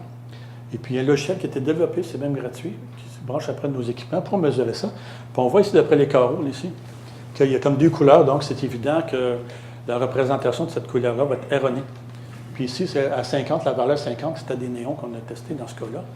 Et puis on dit qu'il y en a qui prennent ça des néons, ça c'est comme une gang de néons, c'est dans une boîte, là, puis ça c'est pour l'éclairage. C'est à peu près la pire affaire qu'on ne peut pas utiliser, là. Mais on voit ça dans certaines firmes de production, on utilise ça. La norme dit qu'en haut de 85, aucune correction apportée. Dans ce cas-là, mais à 50, c'est assez furieux. En bas de 50, ça ne vaut même pas la peine. Les environnements de correction couleur, il n'y arrivera pas. T'sais. Fait qu'il faut tenir compte de ça. C'est pas vrai de dire qu'une lumière, c'est une lumière. Puis aussi, des fois, ce qu'on appelle l'éclairage architectural, souvent, on va tourner dans des environnements naturels. Puis des fois, les lumières, on ne les forme pas, mais des fois, il peut y avoir des petites aberrations en termes sur la colorimétrie de ton film ou de ton enregistrement. Il faut en tenir compte. OK? Okay. Les caméras, ça, c'est la question.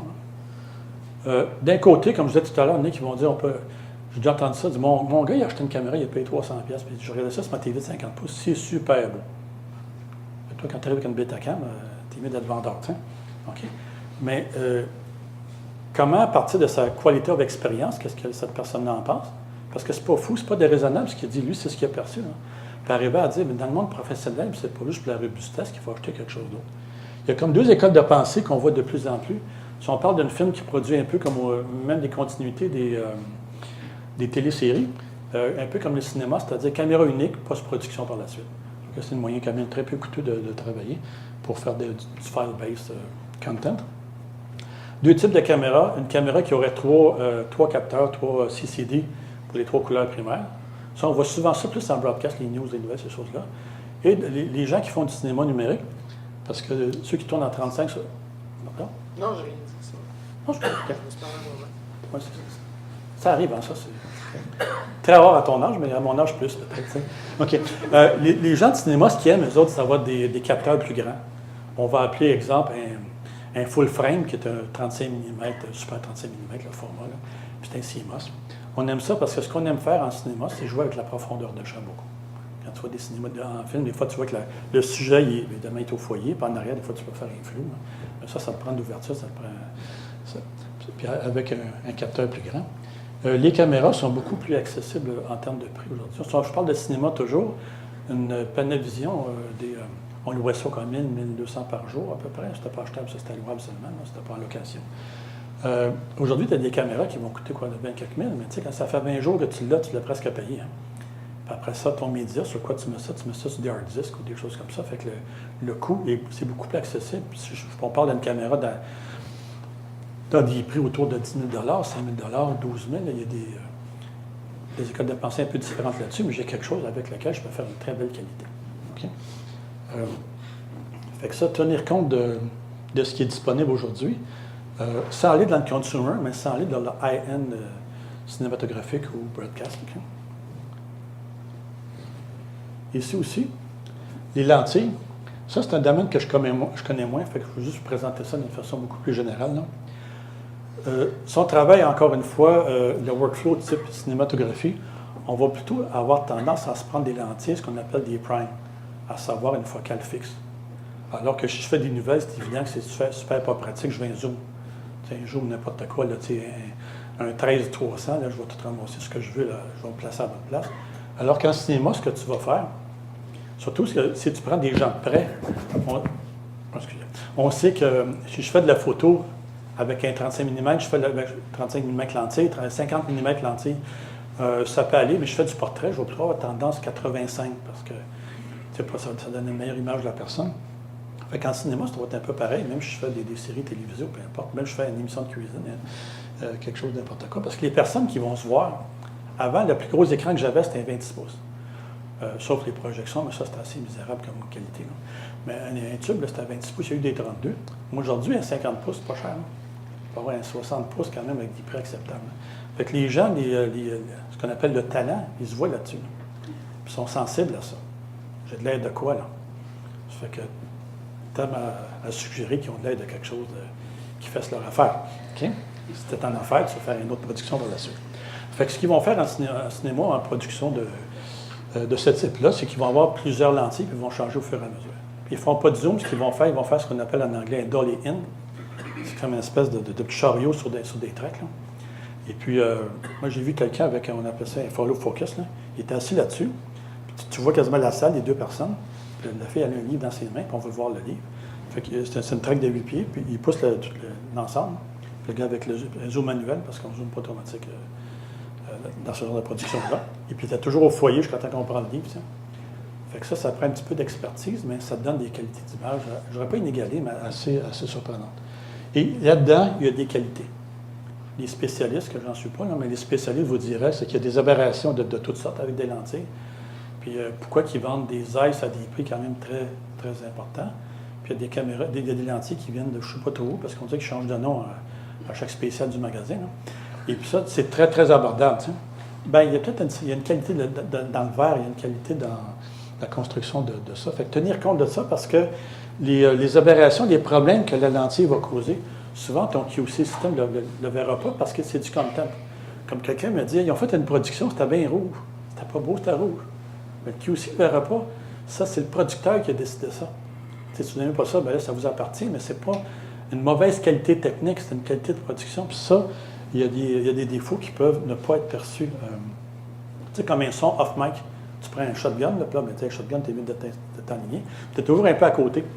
Fait que des fois, tu es off-mic, c'est désagréable à écouter, mais il n'y a pas un QC système qui va détecter ça.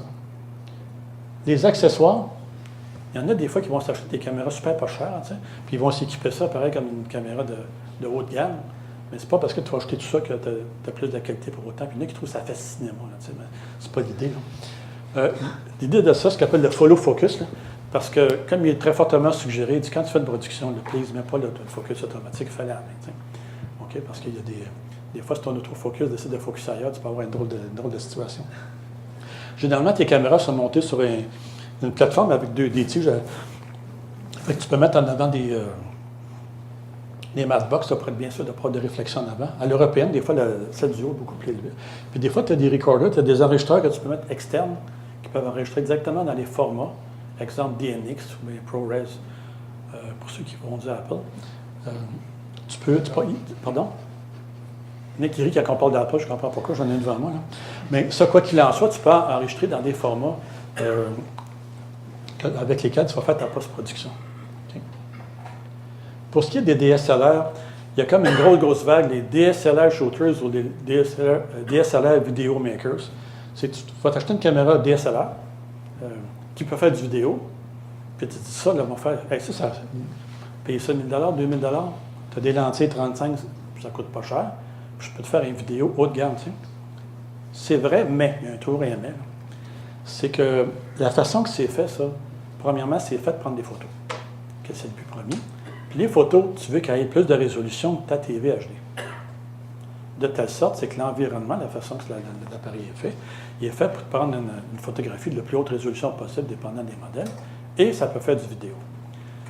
Dans le downscale, pour partir de la résolution maximale qu'ils ont sur le sensor, pour faire une vidéo, des fois, ils sortent des lignes. En tout cas, il y a toutes sortes de process qui font en sorte que tu peux avoir des artefacts, tu peux avoir des problèmes qui sont générés par ça. Fait que je ne dis pas de ne pas utiliser. Professionnellement, c'est couramment utilisé, mais il y a des limites, il y a des contraintes, c'est bon de les savoir parce que des fois, on peut avoir des surprises. En plus, ça chauffe. Hein, ça. C'est quand tu as fait un 20 minutes d'un coup, là, tu ne feras pas 3 heures avec ça. Là, fait que c'est sûr que le genre de production à caméra unique, c'est tout des enregistrements d'1 minute, 2 minutes, des fois c'est des 5 minutes. Là. Mais si tu fais une production assez intensive sur le plateau, ça roule, là, ta caméra va prendre une température assez importante, puis à un moment donné, la qualité du résultat ne sera pas toujours au rendez-vous. Les environnements de montage, avant, juste pour dire que Avid Media Composer, c'était inaccessible. C'était des stations de travail, c'était juste pour les... Même toutes les broadcasters n'avaient pas ça, c'était beaucoup trop coûteux. Maintenant, les Media Composer, ils se vendent en bas de 1000 $ chez BH Photo, exemple. Puis, évidemment, ça prend un PC. Bon, c'est comme un PC de gamer aujourd'hui, on peut dire ça de même, hein, ça sent trop le temps de faire. Des machines très haute performantes, très performantes, et puis c'est quand même très, très accessible. Fait qu'on peut avoir des EDLE, des suites de montage accessibles. Puis pour ceux qui aiment mieux les Mac, ben, tu sais, Final Cut ProRes X, je sais pas trop, ça coûte combien? C'est une coupe de 100 $? 300. Mais à 300 $, le Mac, ils vont te vendre 3 fois le prix. Là. Mais ça fait du bien, je m'excuse. À un moment donné, à cette heure-là. Time out. Ton PC va être qualifié à vide, il va être le même prix. Pardon? Si tu veux un PC qualifié à vide, il va être le même prix que ton Mac. Mais je te ferai remarquer, monsieur, sans être personnel sur le sujet, c'est la première fois que je fais une présentation, puis ça me prend 2 autres gars pour faire partir un PowerPoint. Parce que sur le PC, la question ne se pose pas. Non, mais enfin, non, mais tu sais, non, mais ça fait du bien, tu sais. Parce qu'on ne se parlera plus rendu au travail d'après ça, mais il faut bien faire. Mais non, mais il reste que, tu sais, moi j'ai un de mes amis qui est un producteur privé, puis il y a ça, il y a un Mac, là, un iMac, le plus gros qu'il a pu trouver, le 27 pouces, là, mémoire avec des hard disks à part. Et puis, écoute, il fait du travail avec ça professionnel. Tu sais, c'est surprenant. Regarde ce que ça vaut. Indépendamment du prix de l'appareil, tu sais, c'est vraiment pas cher comparativement à ce qu'il n'y a pas si longtemps. Tu sais, moi, les tapes bobines, le premier que j'ai travaillé avec, il valait encore des millions. Puis les gens, à ce moment-là, disent jamais tu feras de la vidéo couleur chez vous. Voyons donc. Ça se peut pas, tu sais. Parce que la technologie a évolué d'une façon telle qu'il peut. Fait que c'est juste pour vous dire, puis il y a beaucoup de caméras, puis il y a les enregistreurs séparés, là, comme on a vu le Kipro tout à l'heure. Mais vous devez enregistrer dans le format directement des NIX ou directement pour le Final Cut Pro. Aussi, les moniteurs. Je dis à quelqu'un, c'est pas vrai qu'un moniteur de PC, c'est un moniteur référence pour la qualité. Hein. Ou des fois, quand tu as des moniteurs, soit broadcast, ou les gens vont commencer à jouer avec les couleurs. Ben moi, il est plus beau de même. Ben non, il y a trop de vert. Ben non, il y a trop de bleu. Là, ça ne finit plus. Là. Fait que pour ajuster ça, avant, il y avait des systèmes de calibration extrêmement coûteux. Nous autres, on en avait un, nous en avions au début. Là. Je pense par la suite, on n'en avait plus.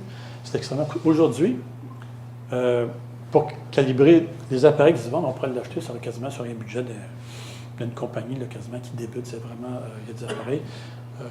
Pantone en faisait pour l'imprimerie.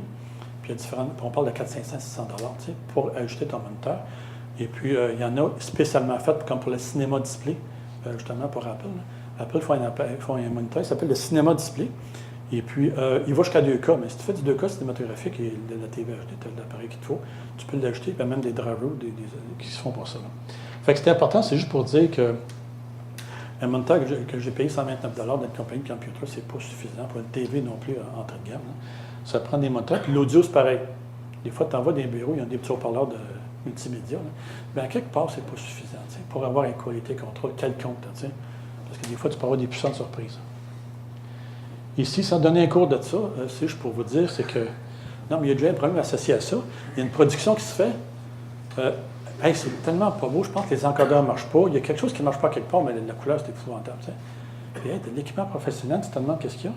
Puis finalement, c'était un show de musique, puis avec un DJ genre, puis il y avait tout l'éclairage DJ, on s'imagine ce que ça peut être. Là. Fait que tu étais dans ce qu'on appelle les couleurs illégales. C'est quoi? C'est pas une question de loi, là, mais couleur illégale, c'est que, mettons, le BT 709, là, ou bien le DCI pour le cinéma, il y a comme un triangle rouge, vert, bleu. Puis les couleurs que tu as le droit d'utiliser pour être bien certain que toute la chaîne entre la caméra et à l'autre bout, le téléviseur chez le client, le présente correctement, mais il faut que tu sois dans un color space qui est admis par la technologie, par le milieu, soit la télévision ou le cinéma. Puis on voit aussi qu'une Sony F55 peut en faire beaucoup plus que ce que tu as besoin, mais après ça, ne pas oublier de convertir ou bien de s'ajuster, parce que sinon, tu peux avoir des puissants problèmes. Sans rentrer dans les détails du 4.4.4 en haut, 4.2.2 puis 4.2.0, on connaît ça. Mais on voit que l'information couleur dans du 4.2.0, il n'y en a pas beaucoup. Fait que c'est un écran de cinéma, c'est un écran de 40 pieds, par exemple. Là. Ça commence à apparaître. 8 bits, 10 bits. On voit que le bit depth, là, on voit ce que ça peut faire sur une plage couleur. Là. Fait que c'est évident. Il y en a qui vont dire, c'est pas grave, j'ai trouvé un logiciel sur le net, Ils vont me faire du 10 bits avec ça, puis ils vont me faire du 422 avec mon 420. C'est vrai que si je mets un instrument, puis je le mesure, j'ai de l'air d'avoir du 420. Mais ça, c'est comme les gars qui prennent du 16 mm. Je connais un gars qui fait des miracles, qui vont me faire un 35 là-dessus. Bien, ils vont être leur copier, là. Ça veut juste dire que la pellicule 35 dans le projecteur va être capable de le présenter. Mais dans la salle, tu peux quasiment compter les points là, sur le mur. Fait que c'est ça, faire attention. Ça. En production, généralement, tu veux trop partir au moins du 10 bits. En cinéma, tu es à 12 bits. Aussi, il faut juste faire attention à ce qu'on appelle la tyrannie de la nouveauté. Je me rappelle quand le 3D est arrivé, il y a eu ça qui existait à 3D. Non, il fallait tout changer. Pauvre nous autres, on vient de s'acheter une caméra ordinaire, on va essayer de s'en débarrasser, ça c'est plus rien, c'est le 3D qui s'en vient. T'sais. Oui, le 3D est une belle technologie. Oui, ça va rester. Mais c'était beaucoup plus niche, beaucoup plus ciblé que ce qu'on pensait que c'était. Fait que des fois, avant de se lancer dans la technologie, il faut y penser, c'est quoi l'aspect commercial de ça? Parce que oui, c'est vrai qu'il y a des films 3D, c'est assez spectaculaire. Mais il y a des réseaux de sport qui ont essayé de faire du 3D. Je pense qu'ils ont changé d'idée assez vite. Là. Je parlais à quelqu'un de CNN, puis il dit, pensez-vous de faire des news en 3D, vous autres? Il a dit, t'es pas bien, là. Tu me niaises, hein? Vas-tu avec la gang dans le truck avec les lunettes, là? Non, on va faire nous autres du 720p ou du 1080i, puis je pense qu'on va pour des nouvelles, là, surtout que ma source, des fois, c'est un iPhone, on va s'en tenir un peu. Là. Okay. Ici, les environnements de correction couleur, de plus en plus. Avant, là, c'était des stations qui étaient tout à fait là, pas. Tu ne peux pas acquérir ça, c'était beaucoup trop coûteux. Aujourd'hui, tu en as des gratuits, tu en as des 1 000 je parle de quelque chose de qualité. Tu as quelque chose ça, équipé de main, c'est 10 000 hein? Mais il ne faut pas rêver non plus. Les couleurs sont très ordinaires quand tu regardes tes roches. C'est pas grave, mon coloriste, là, ils vont m'arranger ça. On entend souvent ça, ou bien, en post-prod, ils vont tout arranger ça. Au montage, ils vont arranger ça. Je ne veux pas décevoir personne, mais le miracle n'existe pas. C'est évident qu'on peut faire beaucoup de choses. Hein? On ne peut pas corriger une source qui est tout croche non plus. À un moment donné, il y a une limite qu'on ne peut pas franchir. Puis des fois, il y en a qui sont connaissants de ces produits-là juste pour être assez dangereux. T'sais. Parce qu'à un moment donné, tu te rends compte que tu es rendu d'une couleur illégale à tour de bras, tes noirs sont au bras, tu déchires dans tes blancs. Ta station peut te permettre de le faire, ta station de montage, mais quand tu es rendu à distribution, là, tu peux avoir des... Fait que faire attention avec ça aussi. Ici, on est dans une maison d'éducation. Je pense qu'il y a un cours de cinéma ici qui se donne à l'UQAM. Et puis, ce qu'on a tendance à suggérer, puis c'est pareil pour l'ETS. Moi, je t'avais fait un cours d'ingénieur à l'ETS, puis c'est la même affaire en technologie. C'est que quelque chose qui n'est pas tout à fait assez enseigné, à mon avis, c'est quoi du signal audio, du signal vidéo, puis les métadonnées qui sont associées à ça. Parce que, pourquoi j'achèterais une caméra pour OCCD ou une caméra avec un... Pourquoi, tu sais? Mais ça dépend du signal que je veux produire, tu sais. La qualité, il y a un vocabulaire à ça, puis surtout ce qu'on appelle des artefacts. Artefacts aux États, puis artefacts au UK, là, en Europe. Puis un vocabulaire est associé à ça. Pourquoi il y en a des artefacts? Là? Autrement dit, des défauts, des problèmes associés. C'est parce qu'on fait de la compression. Tu sais, tu passes à 1.5 gig, tu es rendu à 19 MB à l'autre bout. Là. À quelque part, tu as enlevé quelque chose. Tu sais. Puis ça, mais ça cause des problèmes dans... OK? Puis ça, il faut analyser ça. Fait qu'on va finir avec ça assez rapidement. Il y a des logiciels de contrôle de qualité, de fichiers, on parle de fichiers vidéo, là, pas du live. Là. Ils appellent ça automatisé dans le langage courant, mais moi je dirais plus informatisé parce que souvent ça se travaille en manuel. Ça ici, c'est des exemples, ça c'est gros, là, c'est exagéré, mais des exemples de problèmes rencontrés sur des... pour ceux qui ont encore joué avec les ados tout à l'heure, j'ai remarqué qu'ils ont un vocabulaire à eux. Ma fille est avec moi pour vous en dire d'autres que je n'ai pas écrit là. Non, mais tu sais, hey, ça dead, tu sais. Surtout quand, non, mais quand on me l'a cité, là, c'est pas de moi, tu sais. Mais quand ma fille m'envoie des textos, je me fais traduire aussi, parce que c'est pas toujours évident. Tu sais, c'est chill, c'est cool, on trouve ça drôle, hein. Ben, quand c'est pas bon, hey, ça, c'est poche à faire, tu sais. On trouve ça un peu drôle, mais dans des comités ou dans des réunions, des fois, on va entendre des affaires que c'est pas très différent que ça. Parce qu'on n'a pas le vocabulaire associé aux problèmes auxquels on fait face. Le gars t'appelle, « Hey, c'est pas bien beau. Okay. Il y a comme des carrés, là, tu sais. OK, c'est carré quoi? Tu peux-tu recorder? Tu peux-tu faire quelque chose? » Fait que, tu sais, des fois, c'est beaucoup plus compliqué à dépanner ou à essayer d'aider quand tu n'as pas le vocabulaire. Il y a un groupe, Strategic Program About Automatic Quality, qui est aussi l'EBU Tech 33/3. Programme, tout le monde me dit que ME, ça ne marche pas, là. Il y a des Allemands là-dedans, puis d'autres veulent avoir le ME. Fait que c'est correct, on a laissé le ME, là. En anglais, on ne le mettra pas, mais c'est l'appellation, parce qu'il n'y a pas eu des anglophones, il y a d'autres OK? Ça, c'est assez récent quand même. Hein, juste pour vous dire, la BBC, je ne sais pas quand est-ce qu'ils ont commencé, mais leur programme de QC, on m'a informé qu'il aurait pris à peu près 3 ans. Tu sais, ça ne se fait pas là, en regardant 2-3 revues, puis après ça, tu ajoutes la patente, tu mets ça là, puis ça marche le même matin. Là. C'est un peu plus complexe que ça, mais quand même, il y a comme un consortium qui s'est formé pour... c'est quoi un fichier vidéo, premièrement? Un fichier vidéo, tu as 3 affaires. Tu as du vidéo, tu as de l'image, tu as de l'audio, du son, tu as du data aussi qui est associé à ça, qui peut être, exemple, du timecode, tu peux avoir du... Closed caption. exemple, du closed caption, peu importe. OK? Puis c'est pas mal, des fois, du contrôle qui n'a pas rapport avec l'audio vidéo, mais tu peux switcher des affaires à l'autre bout, des commerciaux, peu importe. Là. OK? Mais ça, tu ne peux pas envoyer ça tel quel. Fait que ce que tu vas faire, il y a un codec, il appelle ça souvent l'essence, OK? Le baseband dans certains cas. Le codec, exemple, le codec, ça sera du MPEG-2, OK? Fait que tu vas compresser ça avec un codec, puis tu vas avoir également d'autres métadatas associés à ça. C'est ça que tu vas évaluer, là, parce qu'on parle toujours de qualité. Et puis, en plus, tu as le container du MPEG, n'envoie pas ça de même non plus, mais ça dans un container, exemple, MXF, qui a également du métadata. Une question qu'on peut se poser, parce que le métadata, souvent, le même est répété, là. C'est-tu la même chose? Ça peut arriver que ça ne soit pas la même chose. Là, tu as un puissant problème. Là, des fois, tu as des fichiers corrompus, tu ne sais pas trop d'où ça vient. Hein. OK? Et puis, dans ton container également, tu as beaucoup d'informations par rapport aux vidéos. Est-ce que c'est du 4.2.2 ou du 4.4.4 que j'ai? Fait que généralement, moi, je voudrais le lire dans le container, mais c'est-tu vrai que j'ai ça? Parce que je peux le changer, hein, ça, sans que le container change son métadata. OK? Le QC en mode manuel, la plupart des producteurs, ce qu'ils vont faire, c'est après avoir fait une production, il y a quelqu'un qui l'a regardé dans un bureau. Des fois, on va regarder un petit peu au début, au milieu, puis à la fin. C'est ça qu'on faisait dans le domaine analogique. Puis on tient pour acquis que c'est correct. Chez nous, à Radio-Canada, ce qu'ils font, c'est qu'il y a des gens qui le regardent au complet avec une instrumentation associée. Et puis, pour prendre l'expression des ados, ce gars-là, il torche, tu sais, parce que j'étais le voir travailler, et puis, vraiment, il fait un très bon travail. Sauf qu'on dit, évidemment, il ne peut pas le faire autrement qu'en temps réel. Il faut qu'il écoute l'émission, puis s'il y a quelque chose, il faut qu'il l'arrête, qu'il recule un petit peu, puis bon. Deuxièmement, il est limité seulement au baseband. Il ne peut pas regarder si le métadata est corrompu ou pas, si dans certains cas, oui, mais il y a beaucoup d'informations qui lui échappent forcément. Un fichier à la fois, bien sûr, puis bien que je réitère qu'il fait un travail très professionnel. Fait que si tu veux un système de QC qui fait l'équivalent, ben, t'es mieux d'avoir quelque chose de bien ajusté puis bien installé. Ceci dit, le but n'est pas de remplacer ce gars-là, mais de donner des outils pour travailler encore d'une façon un peu plus avancée, c'est tout.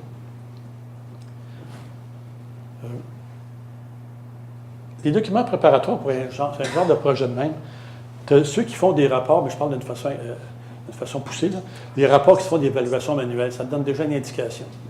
Également, les normes d'acquisition, tous les broadcasters, les distributeurs ont des normes d'acquisition, fait que ça donne quand même une idée. Quoique la partie artefact, la partie problématique, n'est pas toujours très détaillée. Les manufacturiers qui font des solutions qui aussi, évidemment, ils proposent des solutions, fait que ça, il y a quand même beaucoup d'informations, il y a quelque chose à aller chercher là. Mais surtout, ce qu'on appelle EBU Tech 3363, parce que si tu essaies de faire des tests en dehors de ça, généralement, ils ne seront pas implantés. Parce que toute l'industrie s'oriente vers ce standard-là, qui est quand même assez récent, il faut le dire. Tiens. Ça, on ne peut pas vraiment le voir, là, mais c'est juste pour donner une idée.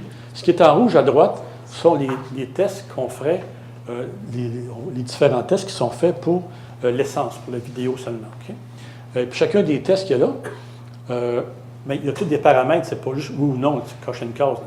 Si tu coches la case, si oui, puis après ça, quel paramètre que tu veux, puis ça, il y en a des fois une demi-page. Ici, c'est les tests audio, encore une fois, très paramétrables. Puis au centre, ce qui est en bleu, c'est les tests de métadata. Les tests de métadata qui sont, comme un petit fichier bleu, vert ici, c'est les tests de métadata qui sont associés à l'audio. Autrement dit, le descriptif. J'ai 8 canaux. 5.1, ça fait 6 plus 2. Je suis rendu à 8 là. Fait que j'en ai 8. Fait que ce que le système va faire, il va aller lire le métadata. Je suppose en avoir 8. Après ça, il va ouvrir le fichier. Il dit, as-tu vraiment 8? OK, il va faire un cross-check. Là. À droite, évidemment, les métadatas, les fichiers rouges pour la vidéo. Puis au centre, mais c'est les métadatas purs et durs qui n'ont pas nécessairement rapport directement. OK, donc, les documents qu'on vous envoie, c'est des documents comme ça, en Excel. Et puis, où il y a comme ici, on voit ici, c'est Blackboard, ça. Il y a comme le descriptif. Ce que c'est quoi l'artefact que tu veux. Après ça, il y a tout le descriptif, puis ça, c'est assez long. OK, puis ça, c'est envoyé généralement au manufacturier ou à ceux qui veulent implanter un système comme ça, pour savoir qu'est-ce que tu vas choisir là-dedans, puis comment tu vas, comment tu vas travailler avec ça. Les catégories de tests, il y en a 4. Premièrement, les réglementaires. Il y en a une au Canada, c'est le CAN Act. Là. Il porte un bill, il y a un autre numéro au Canada. Là. Autrement dit, le LAWNESS. Ça, c'est une loi. On est obligé de se conformer à ça. Fait que si tu ne te conformes pas, le CRTC peut réagir. Les standards sont absolus. Je ne veux pas que les blacks, le noir couleur, soient en bas de telle valeur. Fait que ça, c'est des standards. Objectif, comme par exemple, j'étais en 4-2-2. Ça, c'est assez objectif, c'est assez facile à vérifier parce que c'est le cas. Okay? Puis subjectif, on parlait des blocs tout à l'heure, du blocking. Du blocking, c'est très subjectif parce que oui, tu en as ou tu n'en as pas, mais quelle quantité, quelle sorte de blocking que tu as? Est-ce que c'est une distorsion du bloc lui-même? C'est des petits blocs normalement, ça. Est-ce que c'est le bloc qui est distorsionné, ou il est absent, donc noir, ou il y a une couleur qui a été générée, il est bleu, là. Ou c'est un groupe de blocs, en fait. Puis comment de frame que tu acceptes, que tu n'acceptes pas, quelle région. Fait que, tu peux t'en remplir une demi-page de paramètres. Là. OK? Fait que c'est un petit peu ce qu'on va voir ici. Les logiciels qui font ça, ça ressemble à un gestionnaire de fichiers, tout simplement. Ce que ça fait, c'est que on le verra après, tu vas rentrer tes fichiers, puis après ça, le système, s'il est automatique, il va se mettre à processer tout de suite, puis après ça, par la suite, il va te donner un rapport. Et le rapport, des fois, ça ne dit pas grand-chose. Tu as juste un fail, non fail, puis tu as une petite image. Puis là, si tu cliques sur l'image, il va te partir un player. Puis là, frame by frame, tu peux aller voir chacun des défauts que tu as. C'est pas tellement plus que ça. Là, ici, on va voir un petit peu l'architecture de ça. Le QC système ou le serveur, on appelle ça un serveur, mais dans le fond, c'est un appliance avec un logiciel de serveur comme Windows Server. Parce que c'est plus stable tout simplement, mais ça pourrait marcher sur un Windows 7 si c'était plus solide pour du service 24/7. OK? La console, ça se travaille par web, donc il parle par le IIS, là, le serveur web. Et puis, si on regarde ça très rapidement, les opérateurs, c'est des clients web. Fait que n'importe quelle machine qui peut marcher Internet Explorer ou Netscape va fonctionner. Puis l'orchestrateur en haut, c'est facultatif. Ça, c'est juste un système externe qui pourrait gérer le système de QC. Et puis, j'ai ici, c'est montré comme 3 machines, mais ça peut être le même serveur, le même PC, avec 3 dossiers différents. Le watch folder, autrement dit, mes fichiers, moi, ils vont rentrer dans un watch folder. Okay? Autrement dit, ils vont tout le temps t'envoyer à la même place. Le QC, il peut faire un triage. Parce que si je reçois quelque chose pour les nouvelles, c'est pas la même affaire que je reçoive quelque chose pour le cinéma de cette fin de soirée-là. Ceci dit, comment il va savoir ça? C'est dans le nom, dans ton naming convention, si, par exemple, au début, il est marqué nouvelle, news, mais toutes les news, il va y avoir un template qui va évaluer ces news-là. Si c'est du raw matériel, du matériel non traité pour fin de montage, bien là, ça va aller dans pour un autre test. Et puis après ça, par la suite, il va être dans les acceptés ou rejetés, dépendant des paramètres de test que je me suis donné. On est presque terminé. La façon que ça marche en termes de matériel, les cores de ton PC, là, de ton serveur, sont configurables. On sait qu'un microprocesseur, il y a plusieurs corps. Donc, si on parle de 4 corps, là, ils vont dire, normalement, réserve-toi-en un pour les applications autres et puis ton operating system.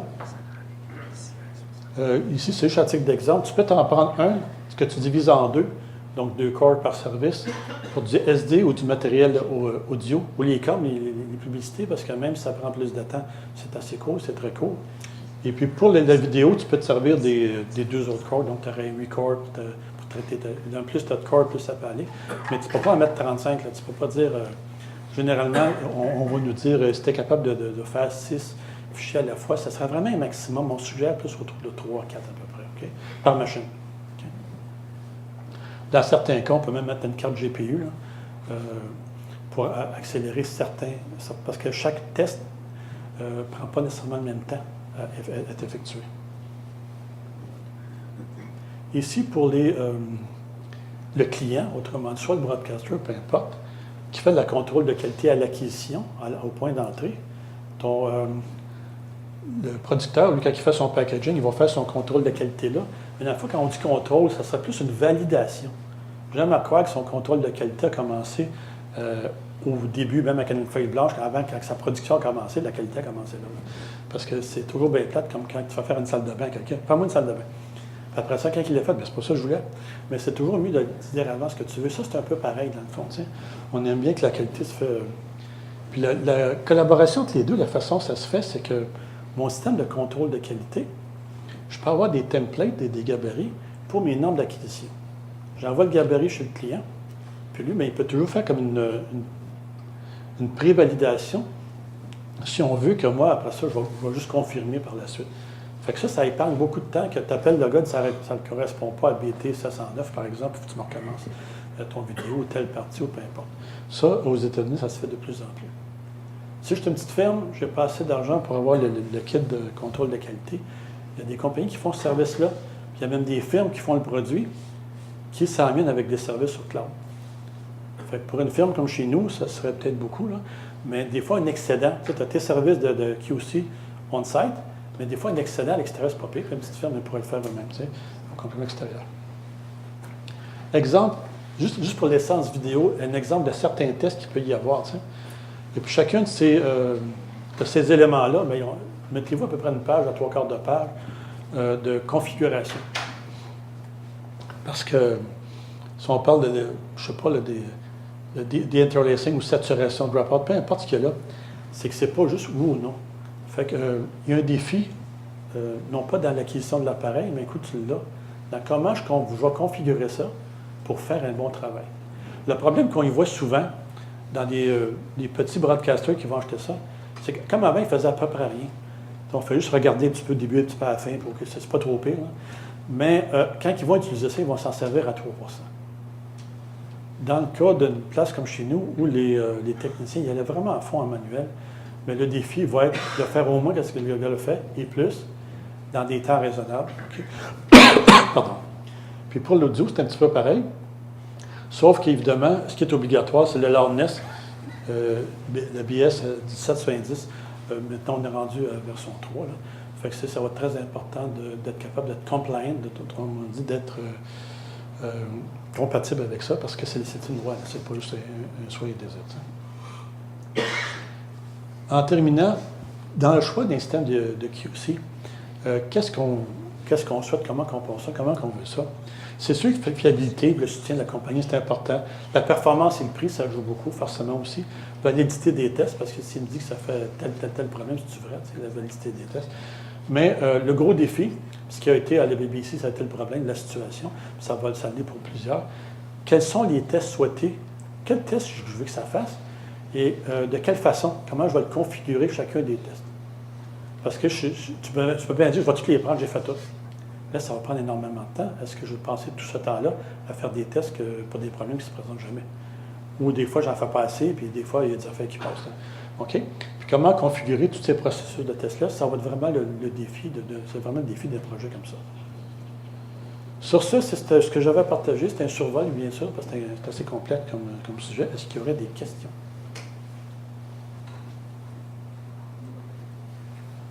Bien, sur ça, je vous remercie bien.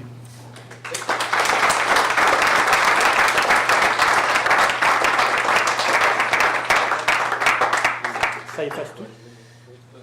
Tout est effacé? Ça efface tout. Okay. Alors, merci Pierre pour la belle présentation et je te remets un certificat du SMPTE pour ta participation.